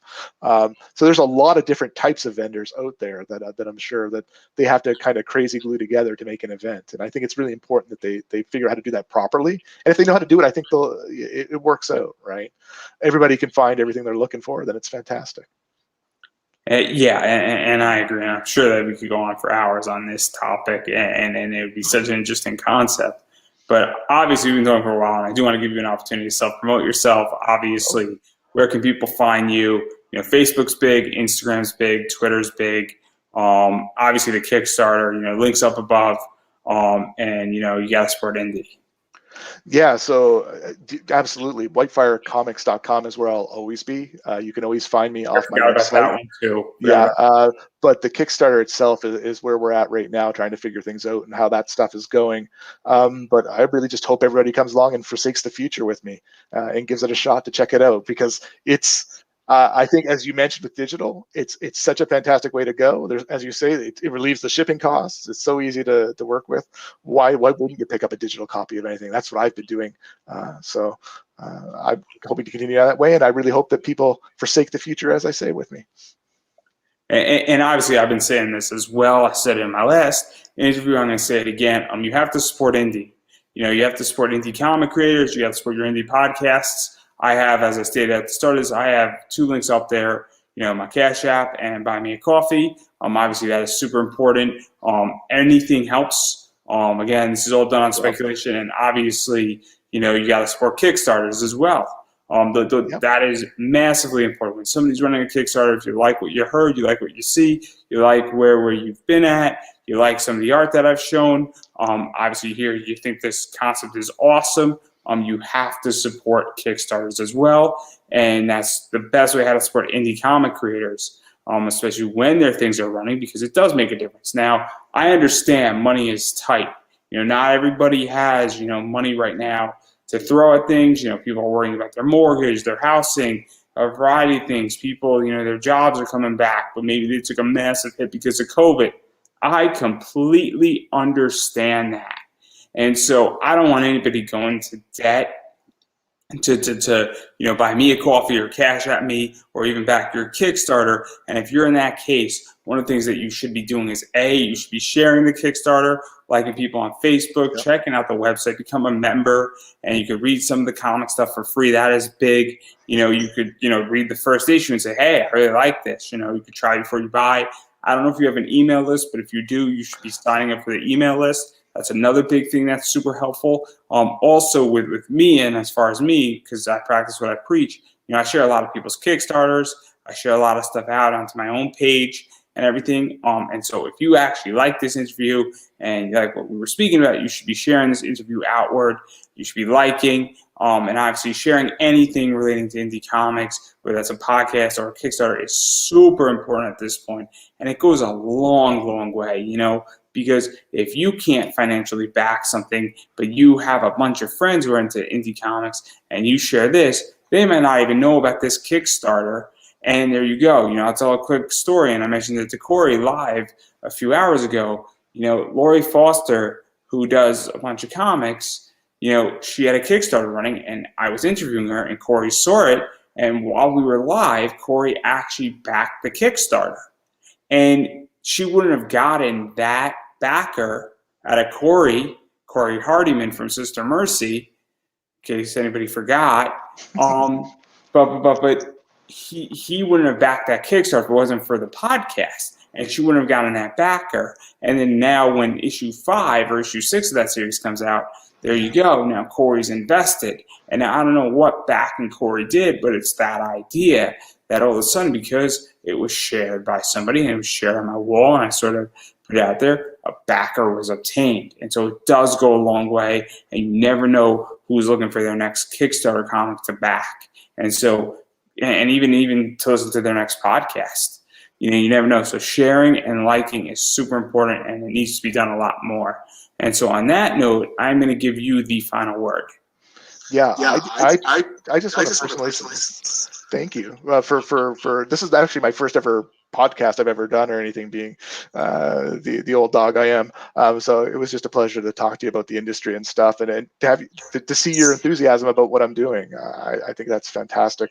And as you said, if you don't have the money, you're always welcome to go to whitefirecomics.com and read things. You just have to become a member for free. I'm not spamming people. I'm not, there's an email list that I'm only telling you when this is happening, right? You know what I mean? If they're like the Forsaken Future 3. So yeah, go to Kickstarter, support it if you can. What else can you do with $5 these days, right? You know what I mean? Why not get something that'll last a lifetime you can share with others? Yeah, I couldn't agree any more than what you just said. And obviously, $5 isn't that big of a deal, but again, if you're in that, if it is, don't do it. please take care of yourself first and foremost. But absolutely. And I think that's a wrap. Bada boom.